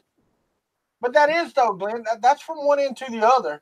Now you've got a deviation from front to rear, but where that blue and that red is on this end is not that far out of whack. But look at it's like from the end to the middle back to the end again. Yeah, you've got a sag in the middle. Yeah. But okay, so 1.4 millimeters or 1.3 millimeters over 2 feet. So I'm wondering though, like if I. But your mean error, right, is 0.051 millimeters. Yeah. So that's between any point. It's only a 0.05 millimeter difference. Okay. So it's really, that graph is so bad to look at because it looks so bad regardless of how close it is. Well, and I just realized that it's back. I don't know if you guys see it normal, but it's backwards to me. But yeah, well, but yeah, so yeah, this is kind of wonky, and it's always been that way, and I'm not sure how to get rid of that. But I'm wondering if I lay a straight edge down the bed and then run a feeler gauge underneath it, I wonder if I could bring the center of the bed up. you might. Just shim it up a little bit. Well, and that Tristan is correct. That could be just because your bed's cold. It might actually tighten and straighten up when it's hot. Okay, yeah, that's a good point. I think this is the first time I've ever run this on a cold bed. I don't heat it up unless I have to, because it takes a while to get hot and it takes a long time for it to cool down. Oh yeah, I can imagine. I said that's going to be an issue when I put the PEI on there and it has to cool down to pop the print off.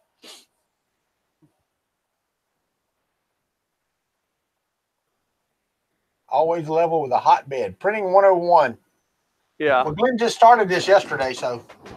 Yeah, I've never done this before.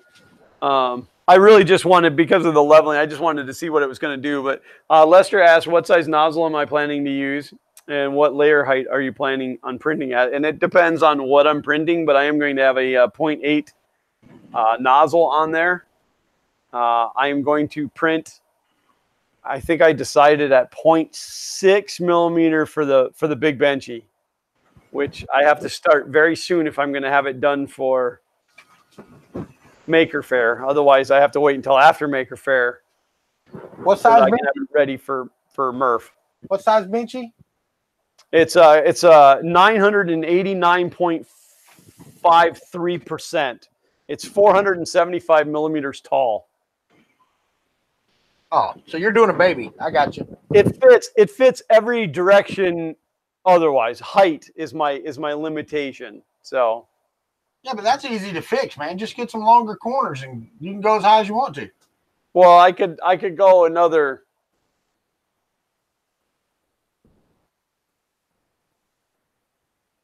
I could go another about 100 millimeter. I can get another 100 millimeter out of it. Well, in fact, that's not true. I could actually probably get 150 millimeters out of it, but I would have to almost completely disassemble the frame to do it. Why? Because of the way that it's put together. I would have to replace these uprights, which are bolted into here and into here. So, yeah, it would be. But you could replace the bottom, right? You'd have to take the top frame off for sure, but then just replace the bottom pieces one at a time. I still had it locked onto me. You weren't coming up. So you could take the top rail off and then just replace the corners one at a time and then put your top rail back. Yeah, I see what you're saying. But not the whole frame, just the top rail. Don't do it now. Wait till after Murph, man. Well, the problem is I'm building the crate for this, and my intentions were to cut these lead screws off. Oh. So that I don't have to make the crate. But I mean, it's technically not going to cost me any more material to make the crate taller. So I guess I'll just make the crate clear this so I can leave Llama's. I know you guys can't see these, but he made me these Fun King heads that go on top of the lead screws so that here, we'll do this. I think I solved my circle problem. You solved your circle problem? Yeah. See, I got these little Fun Kings up here on the top. Oh yeah, when you still have the blue tape on there too. Yeah, the flag. Well, that's because I'm lazy. We would but the one thing I had on the slice was that it was doing coast and wipe at the end. And it was doing those at whatever, 400 millimeters a second. So it would do the circle really slow, and then go whoop whoop, and then rip it off. Yeah, it would tear it off the bed. So I took the coast and the wipe completely out, and it looks like that's working. Tony Ryan wants to know. He want to hear what he said. You mean you didn't design the FK1 around the Benchy's dimensions? Technically, I kind of did. I want to see how tall it is at exactly 1,000%, because I can actually go a little more than 475. That's a software, a soft limitation. I think I can go up to 480 actually, but yeah, this guy. For those of you guys who are just tuning in, this guy right here is that's 1,000%. What is that? The maker bot? What model is that? It's the Make, like the company Make. Yeah, it's their robot. So like when you go to Maker Faire, that's their. Is it on Thingiverse? Yes. I think it's called like Make Robot. I just did the Make Robot. Yeah, these are the ones that I print. I print the regular size ones, which are like just like an inch tall. Yeah, that's what I printed at Orlando Maker Faire. I just printed them the whole time on this thing, just one at a time. And everybody's like, "Why are you printing such small stuff?" And I'm like, "Well, because I need something that I can print quickly and give away. I'm only here for 2 days." Right. So, and they were taking Xander and I were playing with the speed. Xander kept upping the speeds, and we had them down to like 9 minutes apiece. All right, so I put one on the bed here. Let me see what I can do with this one. You just resized it, right? Yeah, I just went to scale and then told it 1,000%. And again, for those of you guys who don't know, I didn't print that on the FK1. That was done on the CR10S Pro from Creality. And 1,000% was as big as it would go because the arms would hang off the side of the bed. I probably could have turned it diagonally and got a little bit bigger, but I just did it on the TiVo Little Monster, and I took it to max size.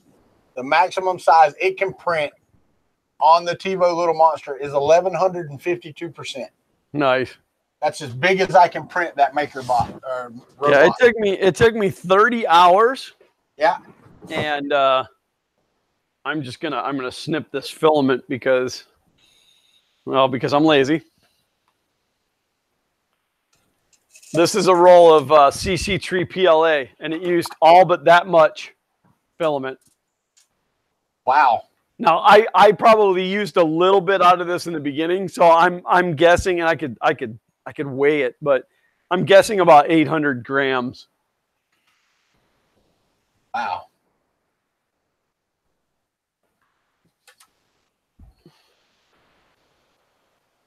I need to weigh this FK1 and see what the whole printer weighs. Yeah, buddy. Not right now. Thank you. All right, we're into the kilograms.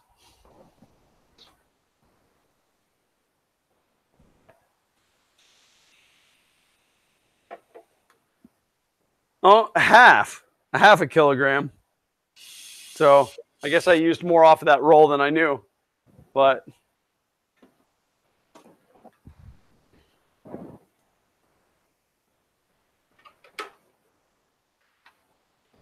I think I might print a Sir Walter Layers a Lot version 2 to take to Murph.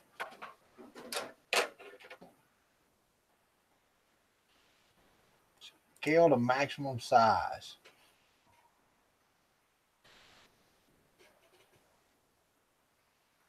Oh, wow. I think I can show you my screen here. Ninja Robot wants to know what's the board that allows the auto leveling of the gantry. The board that I'm using is the Duet 3D Wi-Fi, which does some amazing things. If you've never played with a Duet board, well worth playing with. It does some pretty amazing stuff. There you go. I think I'm going to bring that to Murph. Are you going to print it big or? Well, that's 481. That's max size on the TiVo Little Monster. And how tall is it? It is The Z is 490 millimeters. Nice.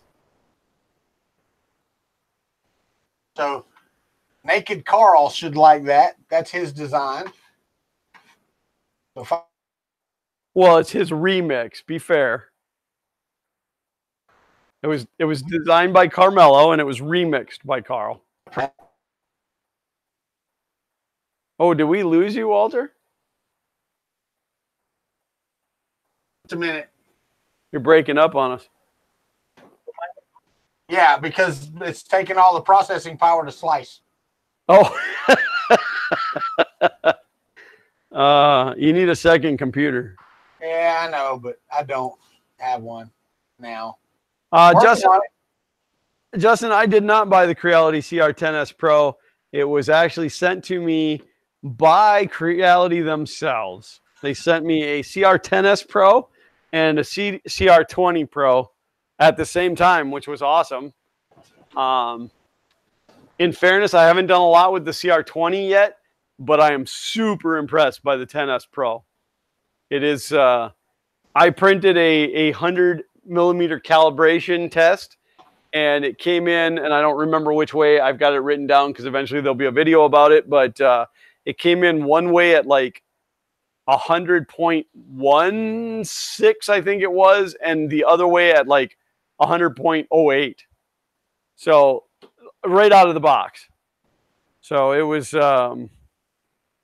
awesome. So I don't have an affiliate for Creality directly. I do have an affiliate through GearBest if you want to buy it through them. If you go to, I don't know where I put the link. Let me look where I put the link.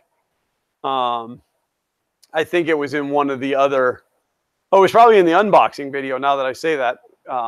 We did an unboxing and assembly live stream, Xander and I did. I make really cool affiliate link shortcuts, but this is still trying to show the preview of this model. There it goes. Holy Lord have mercy, mighty knows. Oh yeah, that's the stream that's like 9 parts because my computer was sucking. This says it'll take 80 hours and 39 minutes and 5.03 pounds of filament. Pounds of filament? What are you talking about? Well, because in Simplified 3D it shows the grams. Yeah. And then in parentheses it shows the pounds. There's a link that will take you to GearBest to the CR10S Pro. I don't know what it's selling for right now, but if you want to buy it through GearBest, there is the link. And of course, anytime any of you guys use any of our affiliate links, we super appreciate it. Costs you nothing additional, and it allows me to buy filament and things. I'm going to slice this again, so I may stutter a bit. I changed the infill from 12%.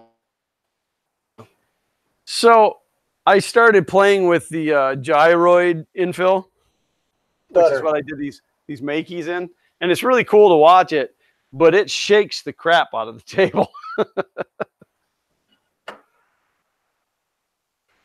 Robot.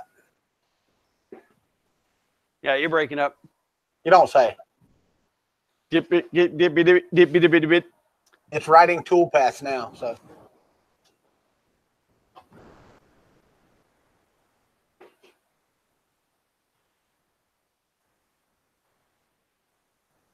I don't know if I've got 5 pounds of one filament that I want to dedicate to printing this thing.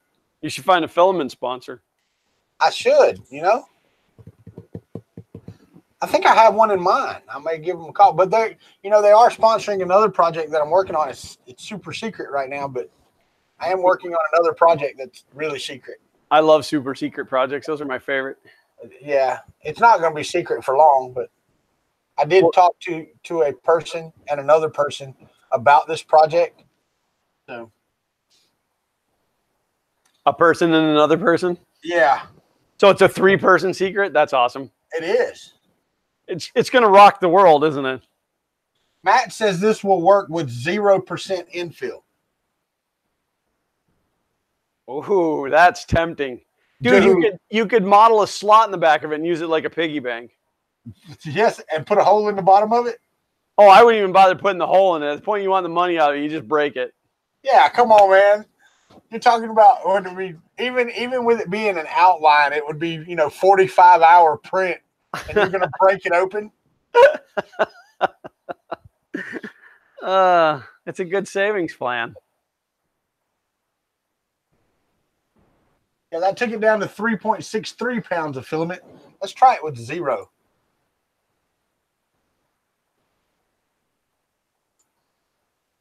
Matt said he printed a 400 millimeter Surlayers lot 0 infill in 29 hours.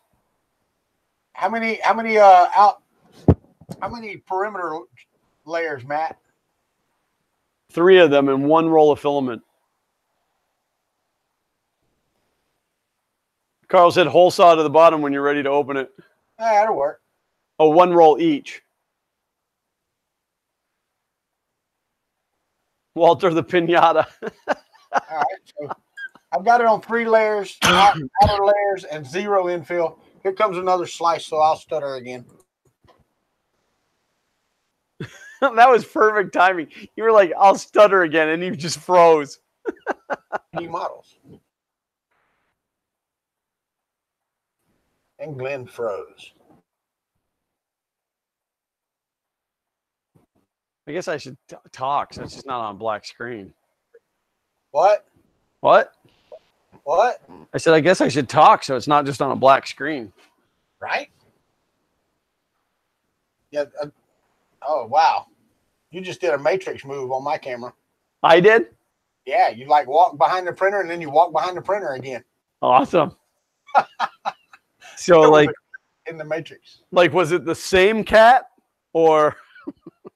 Right? That's one of my favorite movies. It was good, man. It really was good. You know, I don't know why they made this bed removable on this printer. I've never had to pick it up and flex it.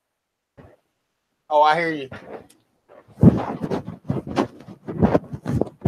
I just let it cool down, and then I pick my parts up off of it. That'll work. Oh, wait. Matt did that with a 0.8 nozzle and 0.4 layer height. Oh.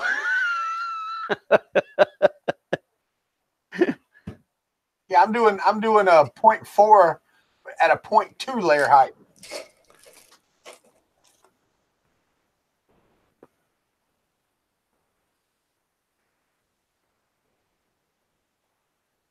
All right, now I can start another batch. I got enough filament there. Oh, it is. Check this out. It is 1,008.82 grams, 2.22 pounds of filament. So theoretically, it should be just over 1 roll of filament. Yeah, you'd have to shave it down just a little bit more, or go to 2 perimeters. Yeah, I can't go to 2 perimeters with no infill. Why? I've done it. Of course, not that size, but right. Oh, that's the flexing's for when you're impatient and don't want to wait for it to cool down.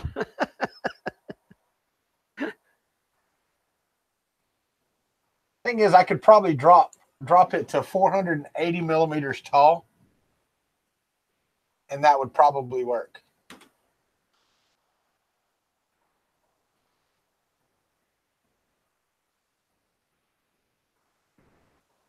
All right, so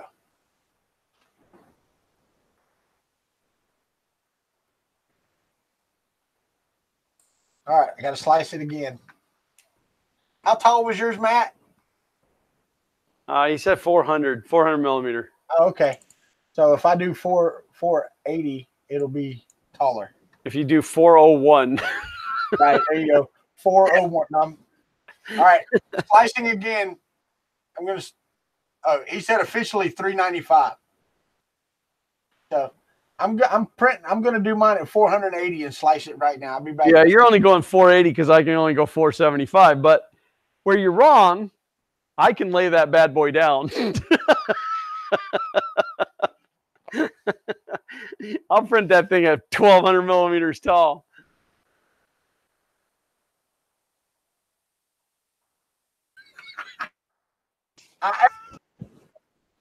Wait, here's the thing. I didn't hear any of that admonishment because I hit slice as soon as you started talking and everything just froze. Oh, I heard you're wrong, and that was all I got. Well, that's all you need. No, I said you went 480 because I'm limited to 475, but you're wrong because I can print it laying down. I could go 1,200 millimeters tall. That's true, but you'd have to print with a lot of supports to print that laying down. Just print it in 2 halves and glue the 2 halves together. Aaron Seeger said a new way of sizing competition, the nerd way. My print's bigger than your print, dude. It is, man. Oh, here. Yeah, this is. You see these? Holy cow! It's going to be so much fun. It's missing a couple of them, but I'm going to let it print. Heck with it. I might pick it up on the second layer. Yeah, I'm not starting it again. I actually lowered it 0.05 millimeters to make it more sticky, and it's still missing. Hey, we're 6:15, man. Oh yeah, yeah. Well, that's because people love us. I know. I am saving this at 480 millimeters tall. We currently have 68 people watching, which is unbelievably fantastic because you guys rock. We actually reached 81 at one time, Ben. I was going to tell you earlier. We have 55 thumbs up and 9 sorry people giving us a thumbs down. I don't think they're all sorry people. Well, I'm not saying they're sorry. I'm saying they're sorry. Oh, I got you. They're sorry for giving us a thumbs down. There was something on Twitter I seen the other day that I got a kick out of, and it was talking about how grammar is important.